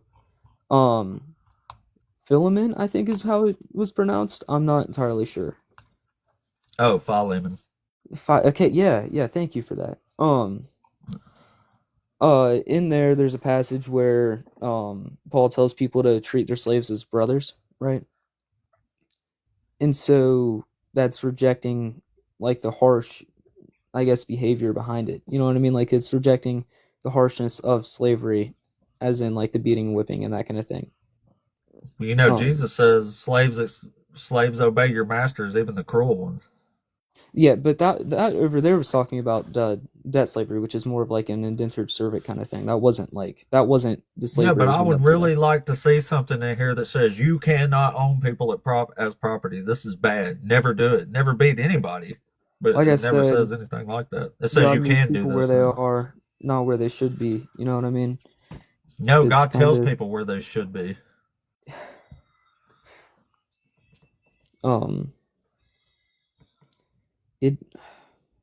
I don't know. It's hard to explain. I had it. Would you be Just interested in hearing from an actual Hebrew scholar on slavery, maybe? I'd rather just stick to the Bible's teachings and context from that time, honestly. I mean, sure, I'll listen. Yeah. What do you have? Well, I mean, well, I don't even know if it can come up, but there's an actual Hebrew scholar who literally wrote a book on slavery in the Hebrew Bible. And it absolutely condones slavery. Like, you remember what we read earlier, don't you? As for the male and female do, slaves yeah. who you may have, it is from the nations around you that you may acquire male and female slaves. This is a whole thing about where to get slaves, what you can do with them. It's pretty straightforward, really. Okay. Now, is it talking Oh, about Dr. the Josh Hebrew said he can slaves, come or are up in they a minute talking here. about foreign servants? Both. It covers both of them. It covers servants, or debt slaves or whatever. It covers male Israelite slaves, what you can do with them as the slaves, and it covers everybody else. And everybody else, you can basically do whatever you want with. Did you know that at the This only time, makes a this only makes a distinction for male Israelite slaves. That's it. you know that a lot of the time back then, as in the vast majority of the time, it was Israelites selling themselves because they were too poor to afford to live, so they would pretty much sell themselves to the people. And so the Yeah, Bible but that isn't wasn't telling you that allowed that's in some okay. It's passages. telling you how to treat them, treating them decently. Like I It, just it said, depends what on where you Paul look. said. What do you mean it depends on where you look? It depends on where you look. There's not a single voice saying all this stuff in the Bible. Like, just for example, like right before the part where I just read about the slaves, listen to what this part says. It says, if any who are dependent on you become so impoverished that they sell themselves to you, you shall not make them serve as slaves. They shall remain with you as hired or bound laborers. They shall serve with you until the year of Jubilee. That's talking about male Israelites, right? And then it's Yeah. making a distinction for that. It's saying everybody else, as for the male and female slaves who you may have, it is from the nations around you that you may acquire male and female slaves. And then at the last part of that, God dang it, stupid calls. And then at the last part of that, it says, these you may treat as slaves, but as for your fellow Israelites, no one shall rule over the other with harshness. So it's saying, it's making a distinction between Israelite males and everybody else, literally. So everybody else, you absolutely can have and treat as slaves. But as for male Israelites, you're not technically supposed to make them your slave, according to Leviticus here. But there's other parts, like in Exodus, where you can make them slaves. Well, That's why I was saying it depends on what part you're reading. But I mean, you can both agree it was obviously like not the same system as like transatlantic like slave trades like back in the 1600s, right? We can both agree on that, right? Because that's just No, it was the context, same. man. It's owning people as property. It's not the same. There weren't plantations. It is. They literally lived Well, in they didn't call them Israelites' plantations, households. but they was the same things, yeah. And it was in the foreign servants, by the way, what we were talking about, were usually prisoners of war. You know, they're usually prisoners Sometimes of they war were. or immigrants. So it's Yeah. like, Yeah, you can take female sex slaves as if they're war plunder, even if they're children. You know that, it's not, right? it's not what it said. It is It what would it say that. says. It doesn't say it in that. Here, I'll read it to you. Read you a little story of what Moses does here. All right, So Moses, let me read you this part. This is in Numbers 31. It says, Moses became angry with the officers of the army, the commanders of thousands and the commanders of hundreds who had come from service and war. Moses said to them, have you allowed all the women to live? He's asking them that as a question. It says, these women here on Balaam's advice made the Israelites act treacherously against the Lord in the affair of Peor, so that the plague came among the congregation of the Lord. And this is what Moses says next. Listen real close here. It says, now therefore kill every male among the little ones, and kill every woman who has known a man by sleeping with him. But all the young girls who have not known a man by sleeping with him, keep alive for yourselves. So this is talking about young girls that are virgin being kept as sex slaves, as war plunder. Again, you have to understand, like, I don't understand the context there. That's not what I researched. Honestly, I'll go research that next, probably. But and I Is that not hop back on the clear? live today, but what is it? Is it not clear? Like, I what feel like context do you the need? more clear thing is all throughout the Old and the New Testament, where it absolutely like the whole Bible, not the whole Bible, but like the majority of the Bible will tell you like the way to treat other people. You know what I mean? And the Bible doesn't teach you to treat other people in that way in any other It passages. does. And where you see that, I'll have to look up and figure out the context of what was going on at that time. You know what I mean? But here's what I'll leave you with, though. Okay, here's what I'll leave you with. Well, I before want you Okay. go, Yeah, just a second. when you talk about the New Testament context and how you're supposed to treat people, like what are you referring to? I'm not sure I have any verses pulled up. Just where Jesus teaches you to treat others with kindness and respect. Love your neighbor as yourself, that kind of thing. Okay, so like, are you familiar with how Jesus uses the parables about slaves in the book of Luke? For I'm not. example, in Luke 17, Jesus talks to his disciples and he says, "Which one of you, having a slave working in the field all day, when the slave came in, would say to him, 'Here, sit down with me and eat'?" And Jesus says, "No, of course you wouldn't say that. You would say, 'Go into the kitchen, put on your serving attire, bring my dinner out here, wait on me while I eat, and then only after I'm done may you eat.'" And then he says, "And after all of this, would you thank your slave for what he did? No." So I mean, I don't sorry. know. Yeah, What go ahead. I'm sorry. What verses are you at here? I think it starts down in verse 9, 10, somewhere around there. All right. So you said Luke 17, 9? Mm-hmm. I think that's where it's at. 10, 9, 10, somewhere around there.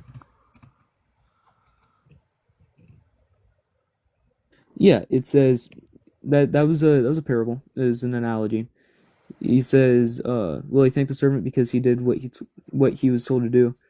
So you also, when you have done everything you were told to do, should say, 'We are unworthy servants. We have only done our duty.'" Yeah. And when he says that, it's not necessarily talking about slavery, right? That's an analogy. What do From the you little think bit it's that I was talking reading. about?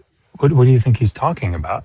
Usually when God refers to his people, or I guess Jesus refers to the people as servants, he's talking about servants of God. So when he says, "Which one of you having a slave working in the field all day?" What's he talking about? Okay, I'm going to read the whole passage, right? Because I haven't done that yet. But you want me to read it out loud, or? If you want to. I mean, it doesn't matter to me. So Luke 17, we're going to start at Luke 17, 1, right? Is that okay? I'm sure. Jesus said to his disciples, "Things that cause people to stumble are bound to come, but woe to anyone who they come. Or, whoa, I'm sorry, but woe to anyone, though, whom they come. It would be better for them to be thrown into the sea with a millstone around their neck than to cause one of the little ones to stumble, so watch yourselves. If your brother or sister sins against you, rebuke them, and if they repent, forgive them. Even if they sin against you 7 times in a day, and 7 times come back to you saying, 'I repent,' you must forgive them." The apostle said to the Lord, "Increase our faith." He said, "If you have faith as small as a mustard seed, you can say to this mulberry tree, 'Be uprooted and planted in the sea,' and it will obey you. Suppose one of you has a servant plowing or looking over the sheep. We say to the servant when he comes into the field, 'Come along now and sit down and eat.' Won't he rather say, 'Prepare my supper, get yourself ready, and wait on me, while I eat the drink, and after that you may eat and drink'? Will he thank the servant because he did what he was told to do? So you also, when you have done everything you were told to do, should say, 'We are unworthy servants. We have only done our duty.'" So I'm not sure exactly what that's referring to, but he's not saying anything literal about slavery or anything like that. I'm confused. Why do you think that? Because Jesus oftentimes talks in parables and that kind of thing. Yeah. Well, how do parables work? It's like an analogy. I don't know. Yeah. Exactly So what is an analogy? So, I can't think of an example, but like when he says faith is small as a mustard seed, he doesn't mean your faith actually as small as a mustard seed. He just means you have little faith. But why does he use mustard seed? It's just an analogy, man, because it's small. Yeah, right. So in real life, Exactly. Yeah. right? In reality, it's a small seed. Mhm. So that's the point. So like, Right. if I were to say, like, which one of you watching the football game on Saturday night, if they got mad at the player, would throw his shoe, at the television? No, of course you wouldn't do that. In the same way, like if I'm using that, like the reason that the analogy works is because it's something that's in real life. Right, something that resonates with the Jewish people. Right. So why would the slavery thing resonate with them? because they had slaves, Yes, right? Like, yeah, precisely. And so is Jesus saying, which one of you having a slave, you bet not, right? Because I came to set the captives free. Don't you dare have slaves. He doesn't say that, right? Which one of okay. you disciples having a slave would say, after working a long day out in the field, here, come in here and sit and eat with me? No, you wouldn't say that. Right. So I mean, the reason that it's like obvious, it's like, no, of course we wouldn't say that, master. I think Yeah, he's just right. being. I think he's just being real there, and you know, Well, of in course he's being reality, are they going real. to do that? You know what I mean? Like he's just Well, like yes, being I think honest with the that's people that's the point. because Like, he that's the knows point. what's Of going on at course that you're going to time, do right? that. Yeah, of course that's what they're going to do. Right. Not as in that's what you should do, but that's what you're going to do. Right. You But the know? point is that if you're looking for what Jesus says about slavery, would you consider that very direct statement, that analogy that he's using there, to be abolitionist in any way? I mean, no, it wouldn't be abolitionist, but it's not like he's standing No. for slavery, though. Okay. So Like fine. in the I'll same way, in the same way, right? I want to say this real quick. When he was talking to the woman at the well, and when she lied about having the 5 husbands or whatever, and he called her out on it, did he condemn her for lying, or did he just show like did he? I would have to look up the exact thing, but he didn't condemn her for lying, right? He just kind of, I guess, showed her that he is the Messiah or whatever, and then she ran back to her town and told all the people. It's not like he thinks that lying's okay. It's just that he didn't condemn it in that one scenario, right? I mean, I you don't can see you the can connection here at all. You're okay. trying to make the statement that Jesus in the New Testament talks about how well you should treat your slaves. It Show wasn't me Jesus, that that. was Paul that wrote that. But Paul said that you should treat your slaves as brother, and I still can't Show me pronounce that. this right. Uh, Show me that. Philemon, I guess is how you would say that. I'm not exactly Philemon. sure. Yeah. So Philemon, yeah. what? So I'm he's sorry, talking about I'm one still pretty slave, new. Yeah. Onesimus. That's okay. He's talking about one slave, Onesimus, right? Do you think that that's a statement about the social institution of slavery? I mean, I guess so from what I read, but yeah, I mean, I feel like it's pretty upfront to tell somebody to treat their slaves as brothers. I feel like that's a pretty Yeah. upfront Yeah. thing to So say. why doesn't Paul say, you as a Christian, Philemon, should not have a slave? Because he's not exactly attacking like, and this is going to sound really bad. Please don't take this out of context. But slavery in itself as a debt-paying thing wasn't all evil, right? It was the people twisting it and Satan perverting the things that he was perverting, like he does with everything, right? Like I just want to sex. be clear. I just want to be clear because I don't want you to step in something. So I'm going to try to be charitable here. Absolutely. You're not saying, you today, right now, you're not Right. saying that someone being a slave because of their debt is moral, right? If you're okay, it's I I get what you're getting at, and if you look at The slavery, answer's no. It's not moral. no, it's not morally right to keep Okay, somebody as a slave. good. No. Okay, thank you. Just Yeah. trying to Oh, help thank you. goodness. W's in Sorry, the guys. chat for RJ. I know that slaves don't get paid. I'm sorry, just responding to somebody in the chat. No, slaves don't get paid, Michael. I understand Oh, that. don't worry. You're relieving us, not making us angry. I'm just honestly, guys. I'm just trying to understand like where you guys are coming from. I'm trying to understand the scriptures, and so that if nothing else, this can get me further in my faith journey because I can understand what's going on, right? If you're interested in this topic from this perspective, it might be useful to go back and do some reading about the debates in the antebellum South between those that were pro-slavery and those that were abolitionists.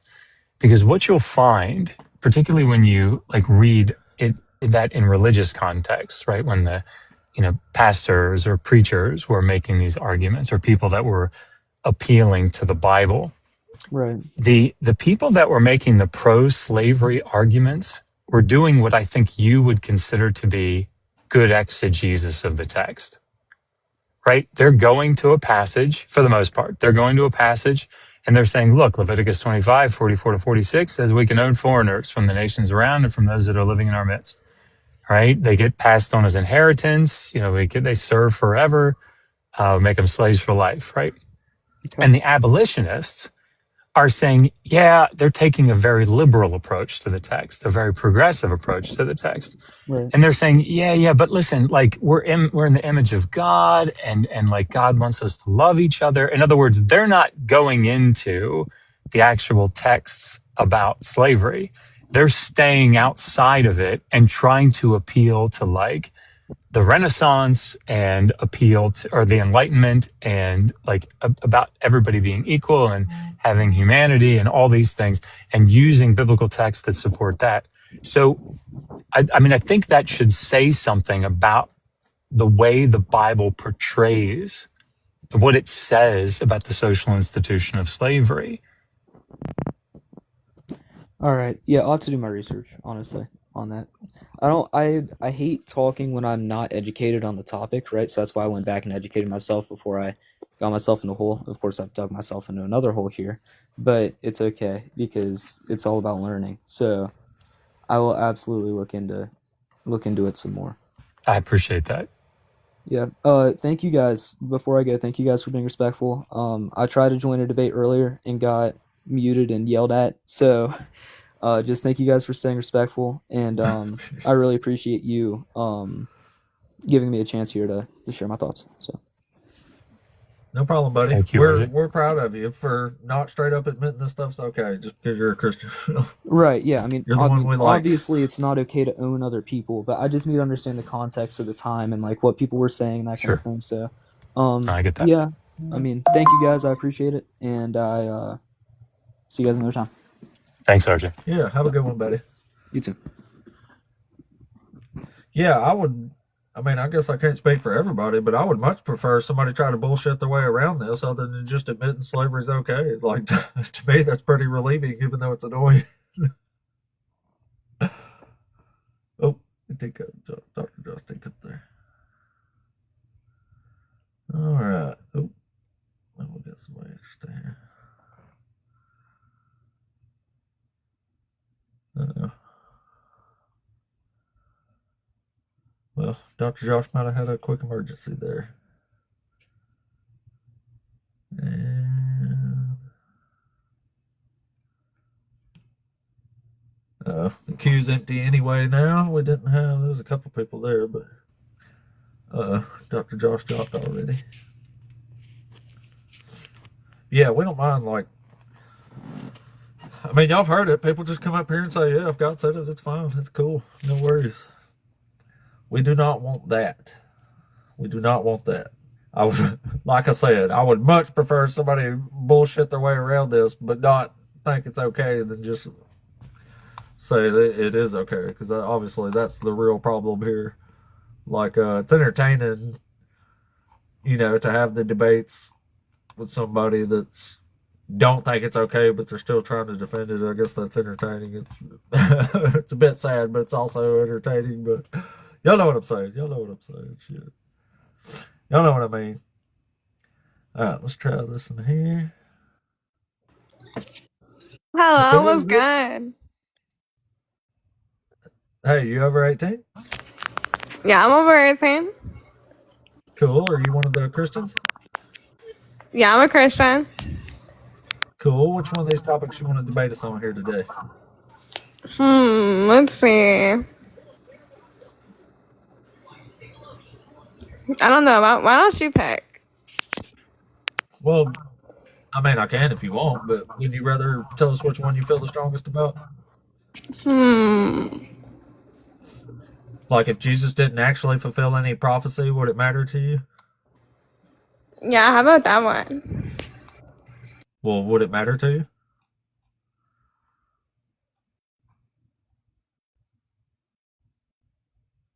Let's just take up.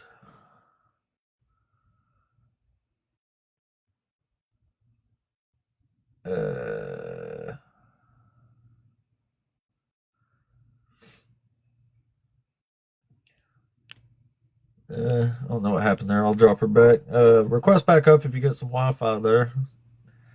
The most annoying sound in the world. I love that movie. What is up, guys? What is up? Welcome in, everybody. Hello, hello. Let's see. Oh, no, that was it, I guess. The duck, that's awesome. What the duck? All right, never mind.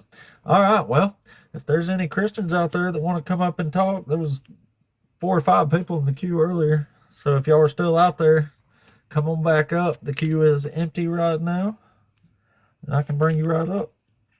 You see how it goes. Like, just talk normal. I don't sit here and mute people over and over again. Like, I actually want to change people's minds, so I don't mind hearing them out. Sometimes you just got to listen to some shit you don't want to for a minute. Now, with that said, I'm not letting somebody ramble or read whole passages here when nobody wants to hear that shit.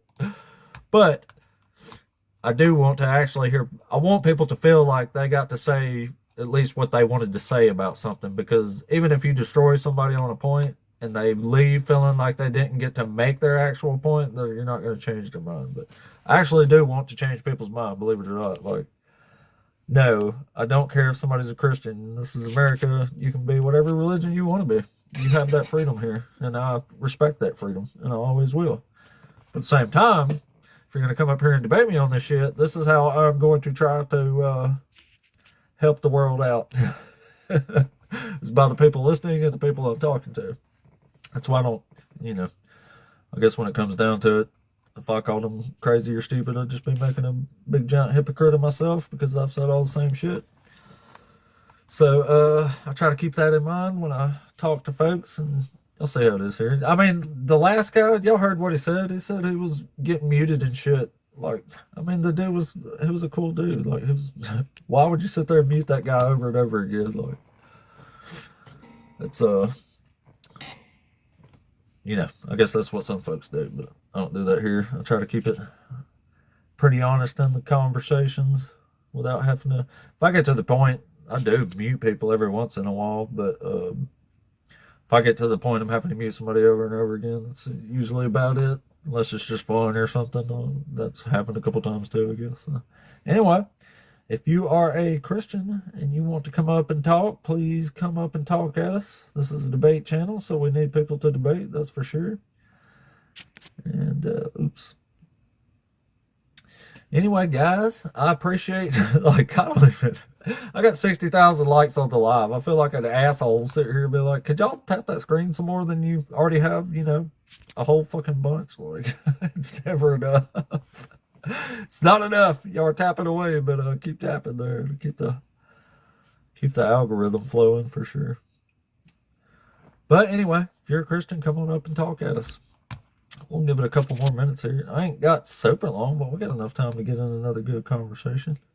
I don't even think some of the bigger shows in until like 10 o'clock. That's when I usually get the big giant crowds in. All right, let's see here. We got a couple. Shit. Y'all literally both requested up at the exact same time, so I'm not even sure. I guess Ronald put Ronald in the front here, so I guess we'll try him first, even though I don't know if technically one of you had to have been quicker than Good morning. Are you there? Good morning, sir. Hey, what's up, buddy? Are you over 18? Yeah, I'm a Christian. Yeah, sorry, it was hard for me to hear you. I'm at work right now loading a rail car. Oh, cool. Yeah. You're over 18 and you are a Christian, you said? Oh, yeah, I'm over 18, bro. I haven't been 18 in a long time. Good. Cool. So which one of these topics you want to debate us on here? God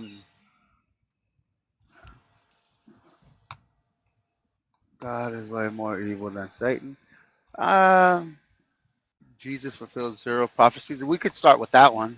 Number 1, Jesus fulfills 0 That's a good one. prophecies in the New It's actually Testament. my favorite one to talk about. Yeah. Even though slavery's kind of creeping up on it, but it's just kind of sad, really. But anyway, so yeah, just for example, this is why I say Jesus fulfills 0 prophecy. So the first 2 chapters of Matthew explicitly quotes 5 prophecies from the Old Testament, and it gives how Jesus is fulfilling these in the stories, right? You agree so far? Yeah. Okay, I mean, yeah, there's nothing to disagree with really, but anyway, so just for example, one of the most famous stories in the whole Bible is the prophecy about the virgin birth of a Messiah. Do you know that one? Yeah. Cool. So he's quoting.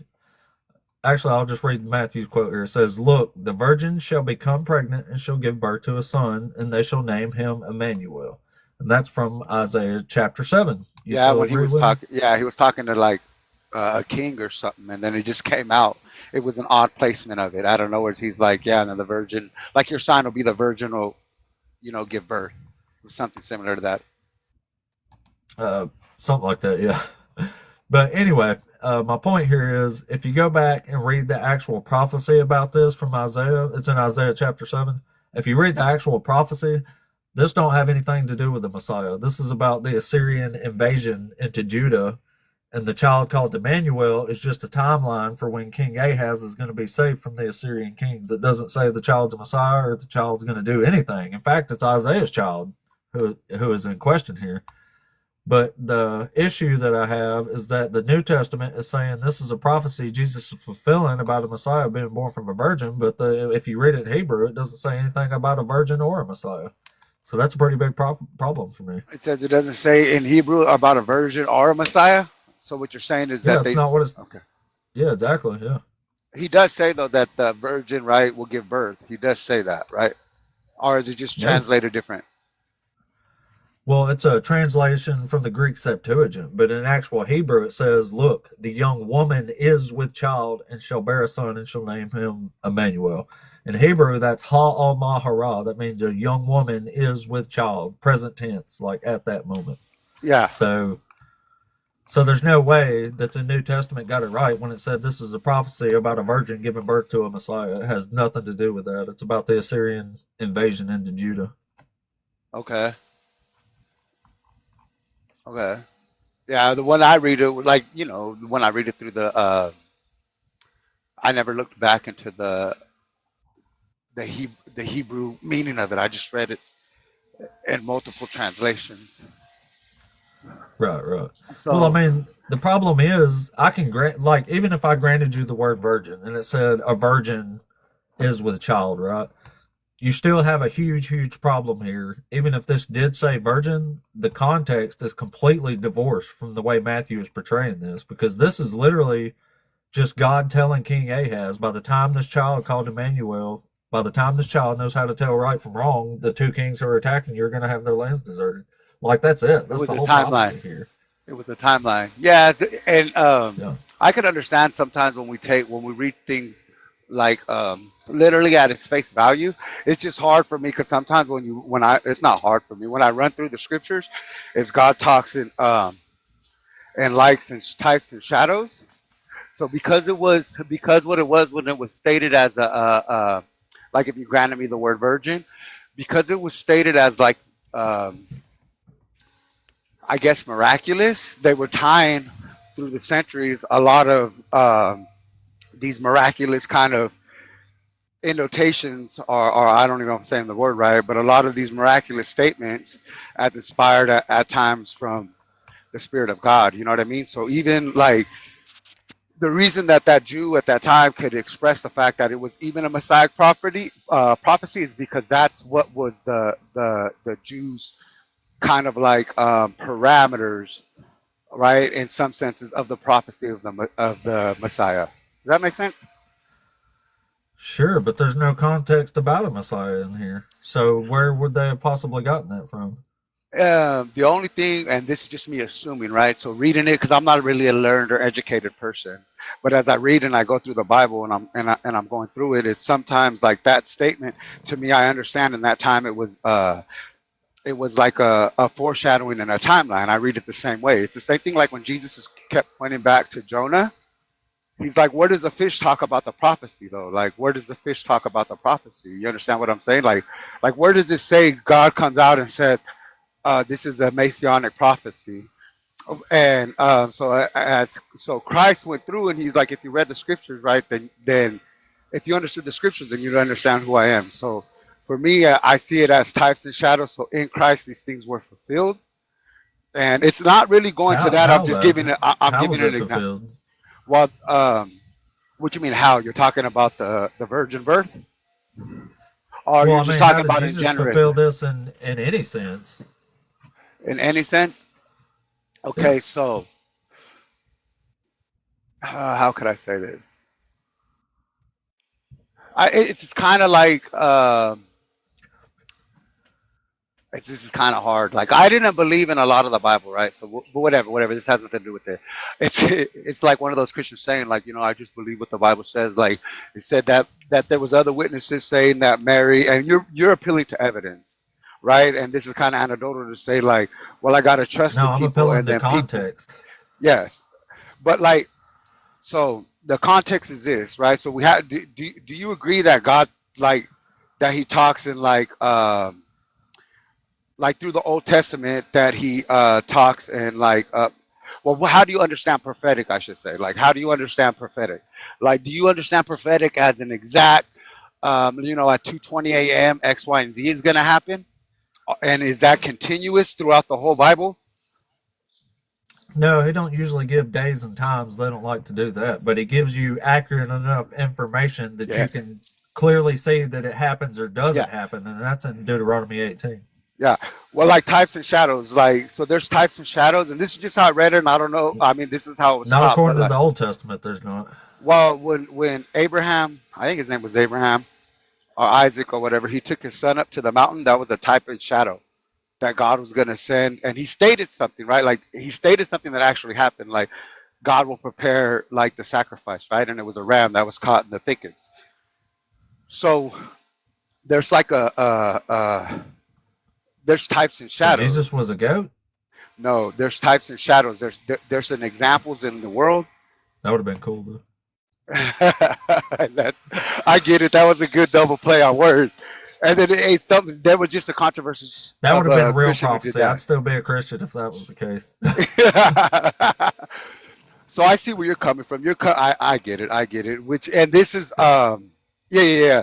No, Well, I understand where you're this coming is from. It's just hard one of because many we don't want problems, to exegesis in something, because you can stand on the floor and say, "Well, you're reading that story of Abraham or Isaac going to sacrifice his kid, and then aligning it to Christ as like a type and a shadow of what God was going to do in the future." But how can you prove that? Is what you're saying? Like, how can you continuously prove that when I can show you prophets that said like Israel's going to be famine and they're going to eat their kids, and this literally happened.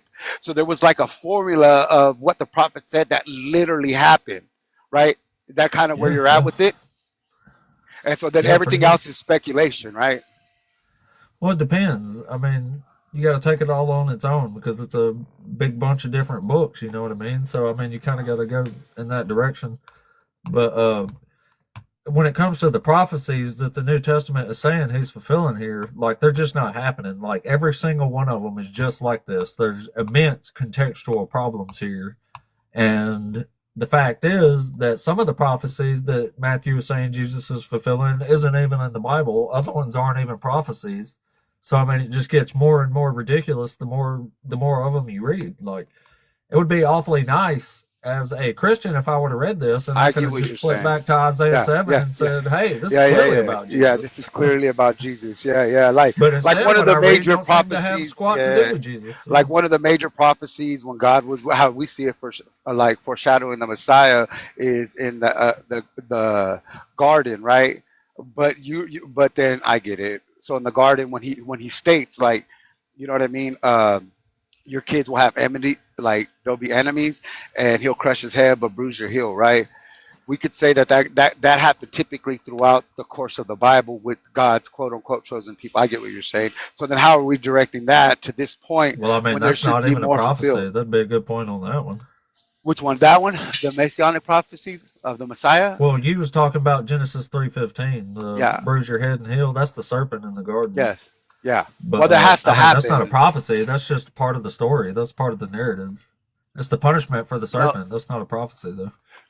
But it is, though. If it hasn't happened, right? Like, so if I'm telling you right now, so he's talking to the serpent, right? And this is going to happen. It's prophetic, right? It's into the future, right? This is what's going to happen between you and your there's no prophet in Genesis. it's still prophecy though, even though there's not a prophet. You don't think so?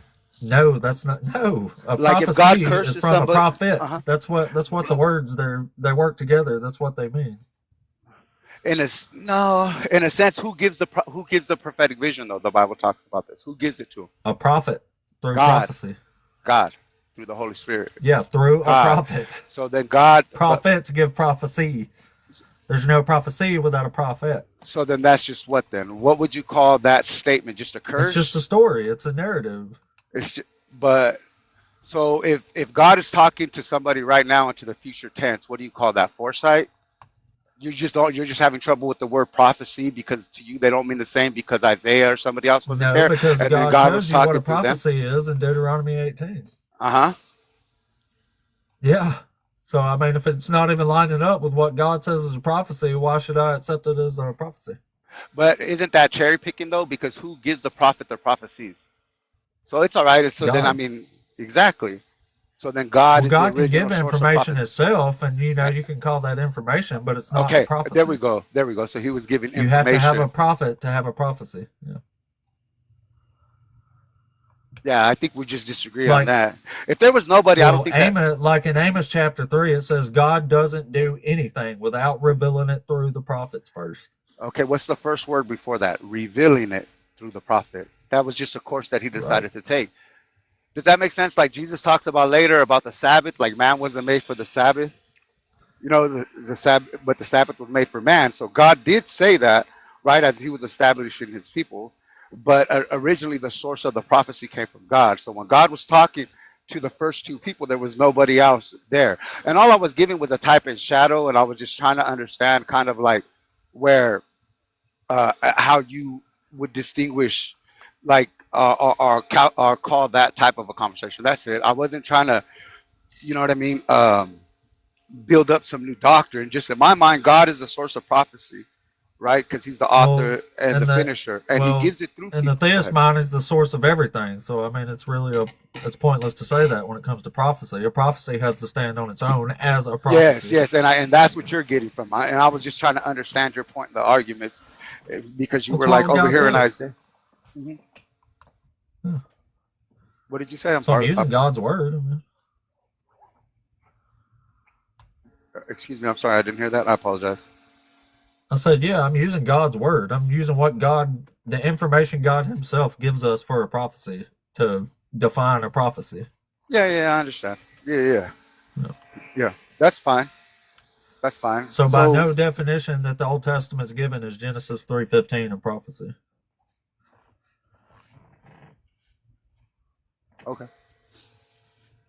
Okay, and I think that's where we would both see different.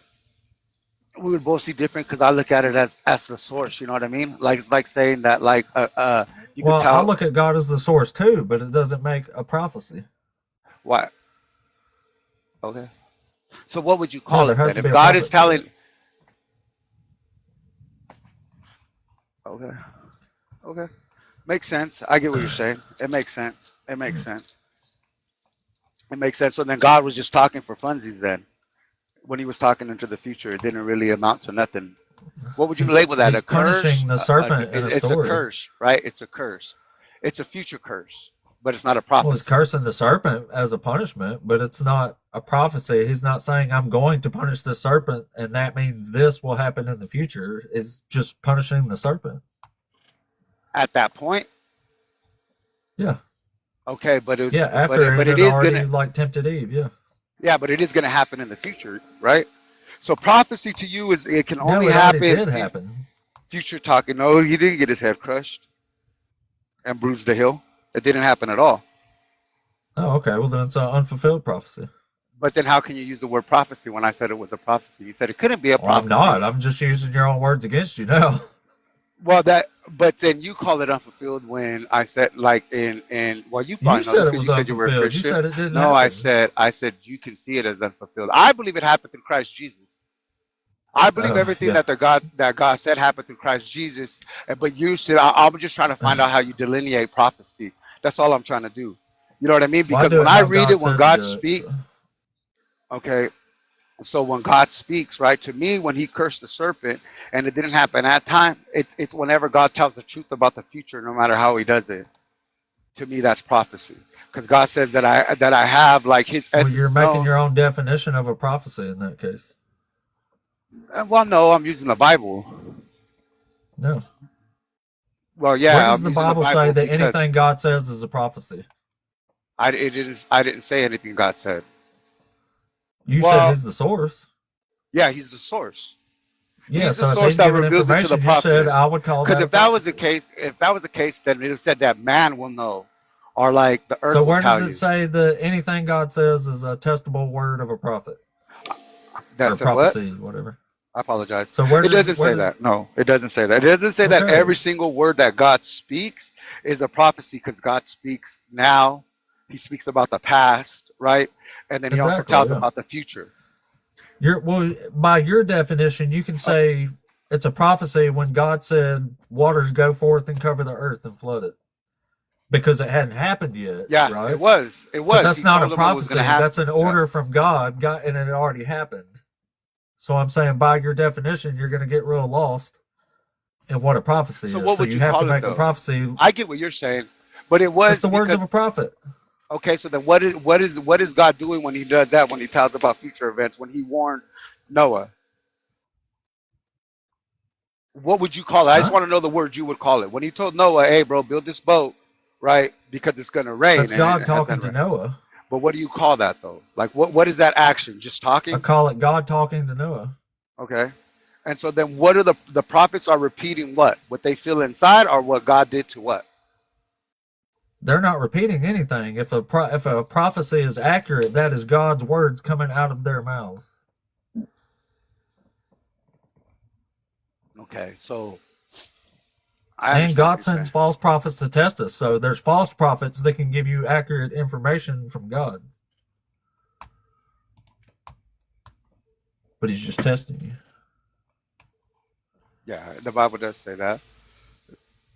Yeah, exactly. So I mean, we got to be pretty specific with prophecy here, I would think, just based on the definitions and what he's talking about prophets and prophecies.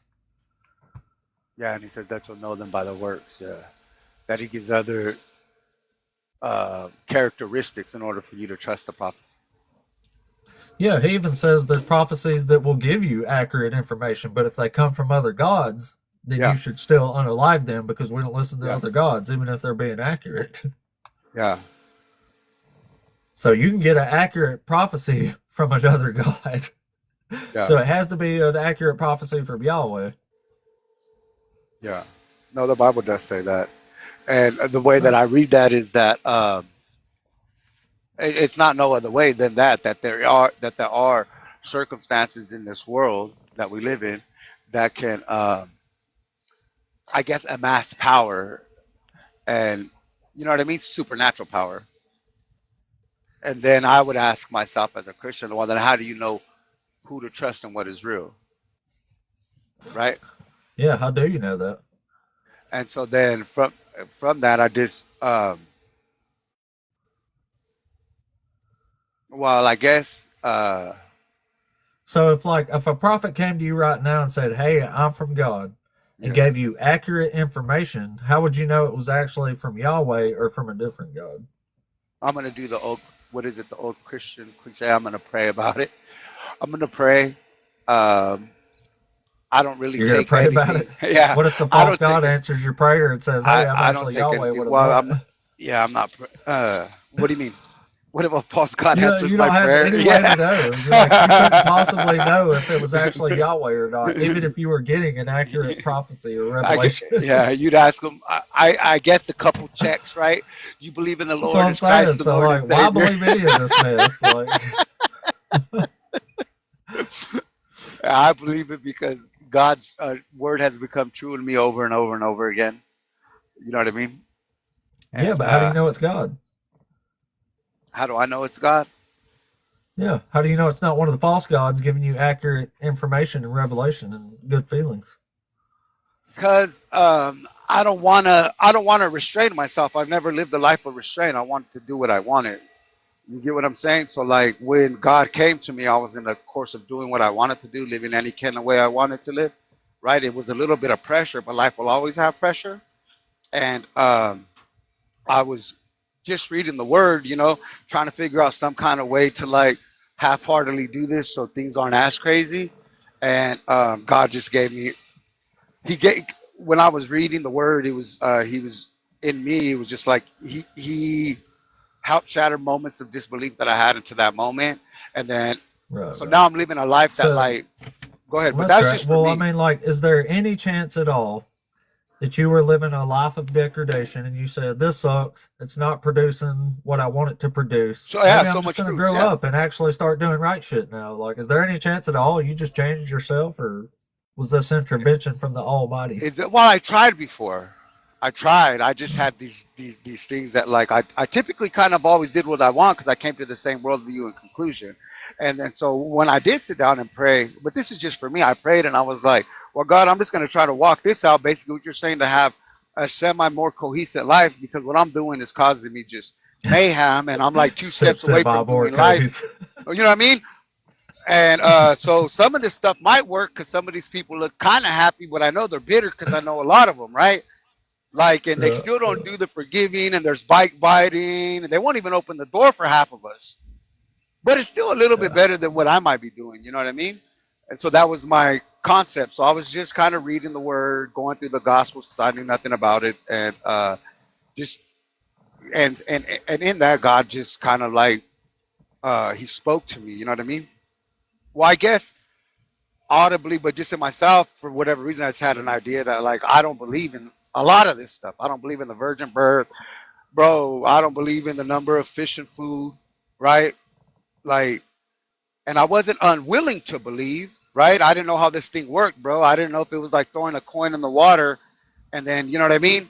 I don't know, becoming mystical or whatever. I didn't know how this stuff worked. So, and then from in there, God just kind of like helped me. He led me to some things that were heck hard for me to argue, but they're not these arguments. Does that make sense? They were just they're hard for me to refute based off of the information I got. So I'm just trying to stay on your topics. Does that make sense? I just want to see how I'm you sure came it to your makes sense to conclusion you. as a Yeah. Christian. You know what I mean? Well, I don't want to bring them up, like you know what I mean? Because there were just other arguments. Because I had my own arguments. You know what I mean? I didn't believe in the virgin birth. I didn't believe in half of the miracles, and then God kind of gave me those and tabled them, and then just gave So me, God came in and made you like believe him when you didn't believe him. in a sense, I wasn't really shooting for it, bro, but in a sense, So you I guess didn't an believe understanding from my something, and then God simple talked to mind. you, and then you did believe it. That's what you're saying. He just gave me some pretty good arguments for my points of disbelief. Does that make Well, sense? what argument did he give you for the virgin birth that made it true? So he tabled all of those, right? He tabled all of them like on a dusty shelf, like of sports clothes. He tabled them. I was just praying one day, and God You just told mean me, you locked it inside no, and I just never tabled opened them. it He again? just looked. He just looked at it and said, "Table this." You know, you table an argument for later, like you table it. He's like, just put that aside. And then for whatever reason, these random thoughts started coming to my mind. Right? I believe it was the power of the Holy Spirit. Right? I'm just chilling, bro. I'm 2 seconds away from fighting dude outside. I don't really care. You know what I mean? I'm kind of just living my life. I'm like 2 years out of the pen, just kind of just chilling. You know what I mean? And there was some things that I just wasn't capable of doing. But anyways, he was like, table those thoughts. Like, you're reading this, but you don't believe me, so we'll just table those thoughts, right? So then he just started. I don't know why, bro. So it Like this. said, So all the stuff you visions. don't believe, just don't worry about not believing that. Wait, that's what he told me, bro. No lie. He said, put that on the side real quick. I'm about to show you something. So then he just started showing me stuff, bro. He showed me some girl that walks around our neighborhood that had this big old bushy hair. And this isn't gonna make sense for you, bro, but it makes sense to me. I And I'm hope like that even hair's on her asking, head. hey, I'm even, yeah, she had like, she was kind of mentally unstable, but ever since I was young in Stockton, She California, was. she would walk around. Yeah, she had like dreadlocks and big old bushes. Sometimes she'd be naked, but I've seen her my whole life, bro. They would put her in the home and then she'd get out and she would take the city transit. And I always seen her. She lived in Crow Valley, right? And so this girl just popped into my mind. I'm like, what does this even mean, right? Like, what does this even mean? Like, you're probably saying, what does this even mean, right? And he's like, you recognize her through life. And I'm like, yeah, okay, whatever. Like, what does this even mean? And he's like, wow, are the Middle Eastern Jews or whatever, are they religious? I'm like, what does that even mean? Like, who cares? Of course they are. You know what I mean? And he's like, in some places they still like kind of activate in the law that you read. And I'm like, yeah, if they can, they even do Sharia law. Like, these fools are deadly. They're deadly. If you go out there tripping on them, they might hang you, bro. It's like, and he goes, and that's now like, and it's like, are we further in technology now? And I'm like, what does this even mean, dude? And I'm seeing cars and visions of cars, and I'm like, yeah, okay. And he's Sounds like, like you're just having a psychotic episode. maybe, but I was clean. Maybe. I don't even know what you're talking about anymore. Like, exactly. You completely lost me. So, but like, you but is believed any, all this okay, stuff was so nonsense, and God's like, hey, I just did. table that nonsense you don't He believe did. in. I'm like, okay, now I believe it. He did. Even No, though I still didn't don't say believe that. it, it's just You didn't want to. like, You didn't want to follow the tracking of it. That's it, and I that's why I couldn't said track that shit. Put a one in the chat if anybody tracked that story. If you no, it's actually not done tracked yet. it. It's not done yet. But that's why I said I didn't want to talk about it. Remember, I said I didn't want to There's no talk ones in about the it chat, because man. I Nobody wanted to knows what talk you're talking about. I didn't. I I've got wanted to talk zeros in the about. chat. Cool. I'm not worried about the chat. That's why I said I didn't want to talk about it. I just wanted to see where I'm you just came to this saying, there's conclusion like as being 70 a people Christian. here. Nobody knows what you're talking about. What is that? What do you mean? Of course they don't. I mean, nobody of course here they don't. understands Of course you, they there's don't. quite a few people here. Yeah. Of course. Listen, I said that I was praying, and God had told me and myself that for whatever reason, I don't know why, was you don't believe in this stuff, and I said yes, and He knocked off these three things, and then so are you tracking now? And then He said, in my spirit, said table it, and I'm telling you that these images started popping up to me. Do you understand that or no? You don't understand images popping up? Like in your mind, like how you're saying, there's a track, so I don't know. Yeah, I don't know Lewis, if I was are you speaking there? Chinese. Sorry, just a second there, Ronald. My bad. Yeah. Lewis, are you there? Yes. Hey, how you doing? Yeah. Hey, you're over 18 and you're a Christian, right? That is correct. All right, just say, Amen. Ronald, thanks for coming up, buddy. But okay. Yeah, that was wild. So, all right, Lewis, go ahead. Which one of these topics you want to debate us on today? Hey, how you doing? Doing good, man. Yeah, which one of these topics you want to debate us on today?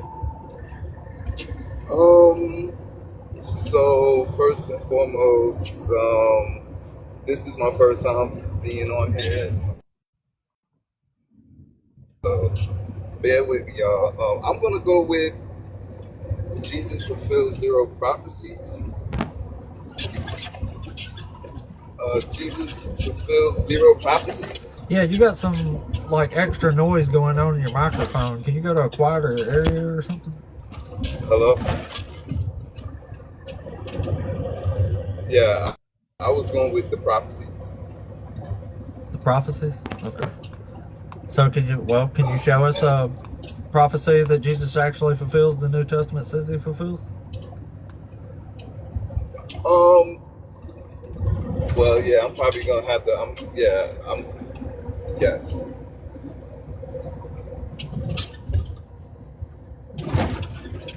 Okay, go ahead.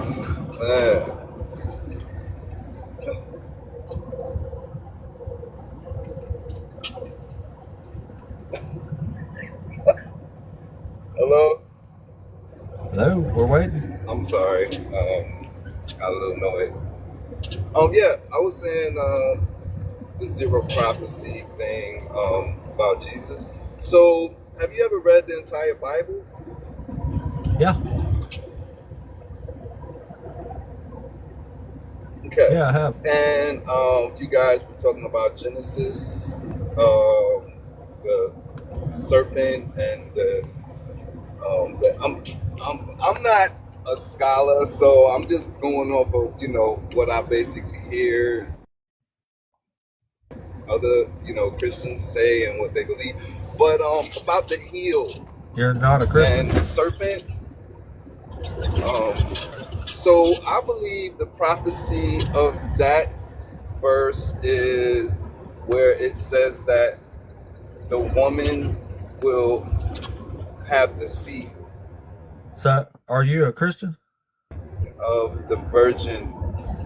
Yeah, I'm a Christian, Oh, but we believe that prophecy is about the virgin's birth.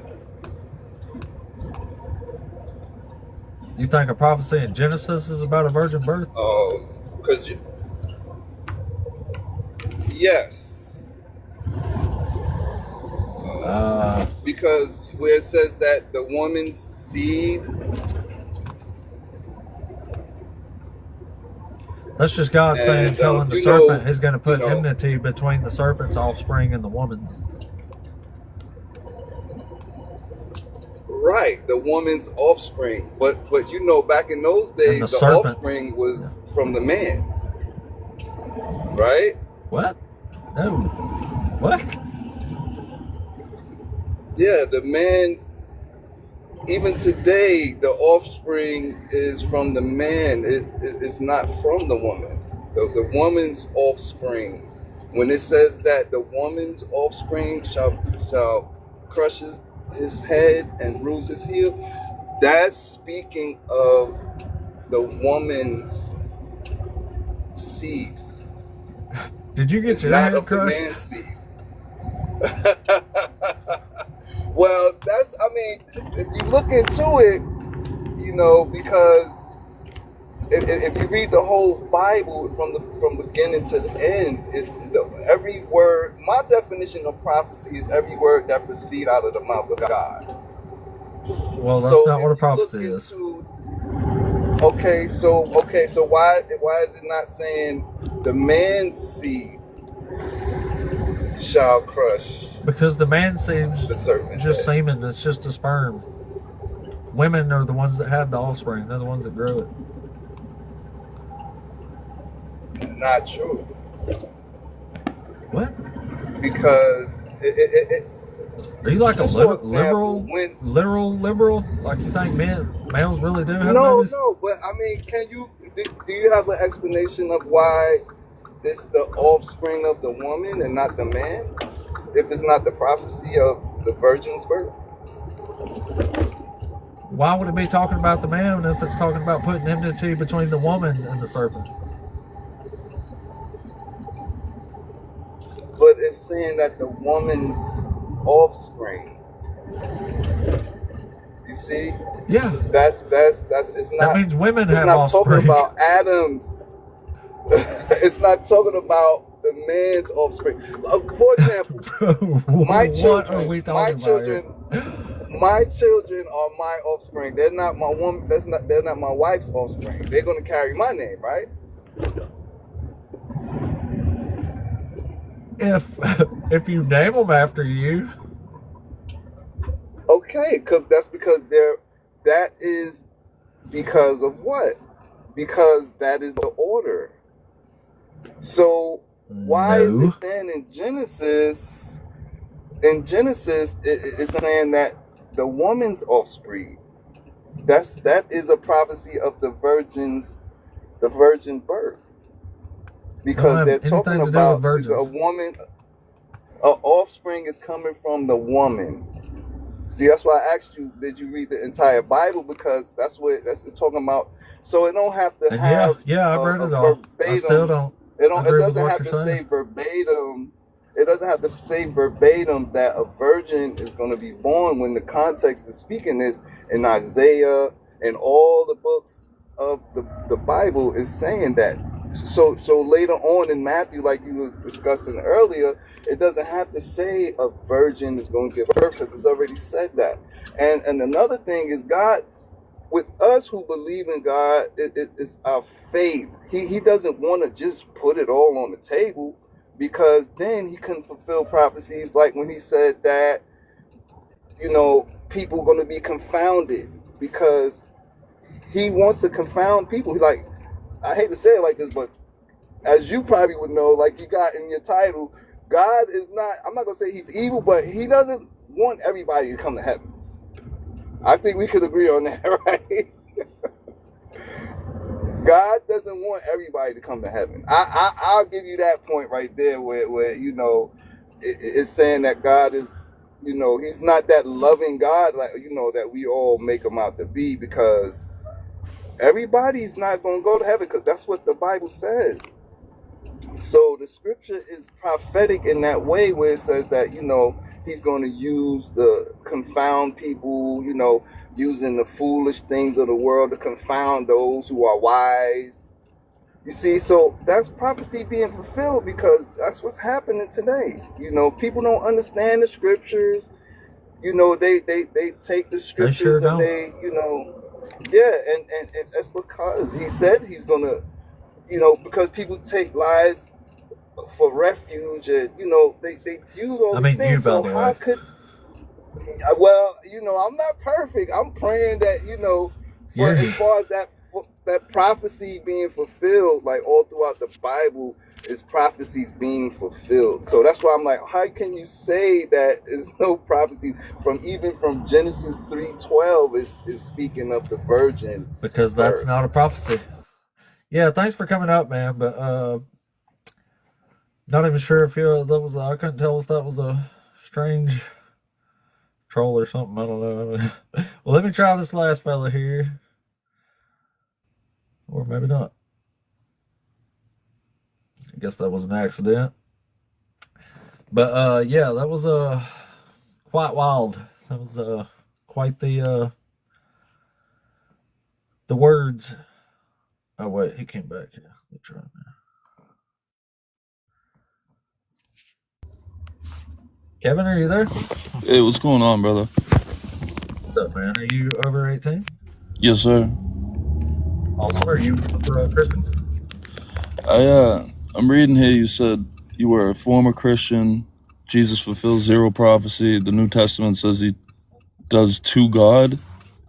I just don't understand that part. The New Testament says he does to God is unjust. No, What do you? two is the next topic. Oh, okay. My apologies. God is unjust and condones slavery. 3, God is way more than me. I'm trying to argue here that God is way more evil than Satan. I would argue that evil in itself is non-being. It's a privation of good. Yeah, that God does when God does evil, right? God does every. What were you saying? Yeah, I'm saying God does evil. God can't produce evil because it's a non-being.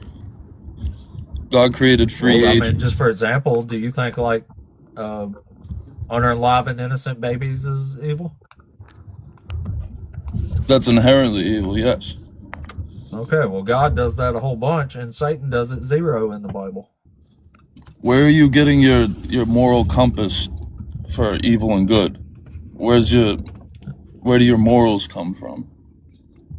Oh, it's just like my opinion. I just feel really strongly that unalive and innocent babies is evil.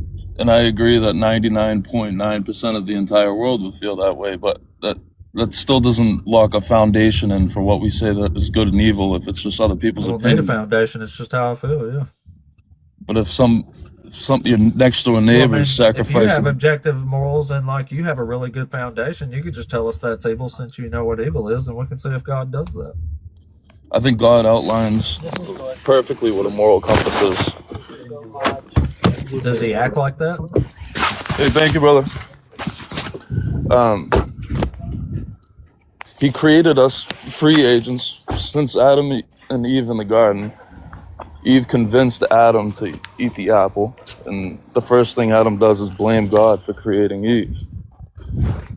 This is one of the first questions I had. It's like, why did God put this temptation in the world? Why did God put these things, us free agents in the world, that we could pervert everything and do evil and do horrible things? And then why does he punish people for using their free will?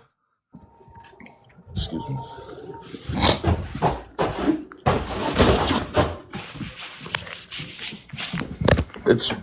We pervert these things. We pervert these things and make them evil. God inherently made us good and fully human. I'm being specific though. We've both agreed that unalive and innocent babies is evil. Yes, sir. So God does that a whole bunch. So that makes God evil, right? No, I think that's conflating the two. That's like guns kill people. People don't kill people. That the thing itself is inherently bad. God created us free agents we have free will. We can either choose to do evil or choose to do good. Yeah, but what about when God doesn't? God can't be evil He's because God unalive and himself, infants. You know that, right? God can't be evil. It's a house divided upon What? itself can never No, stand. God can do evil stuff. We agreed that unalive and innocent babies is evil, and God definitely does that. So that makes God doing evil.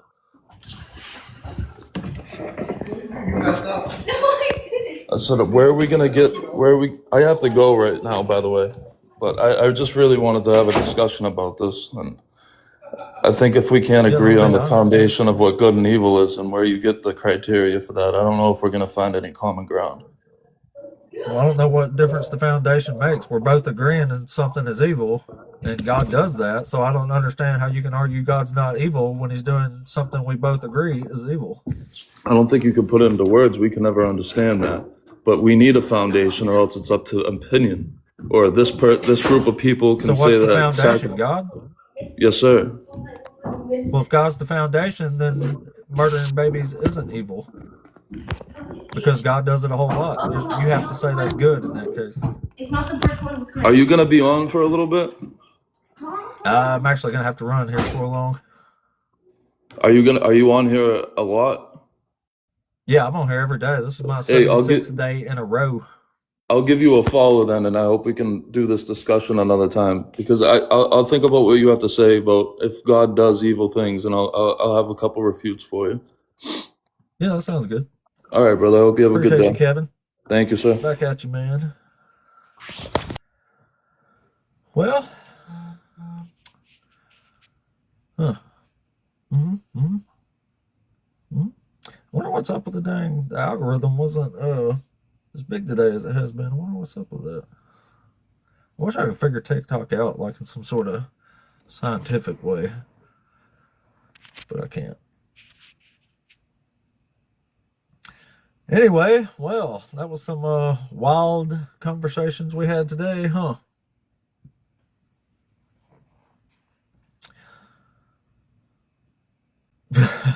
Dr. Fact who's never seen again.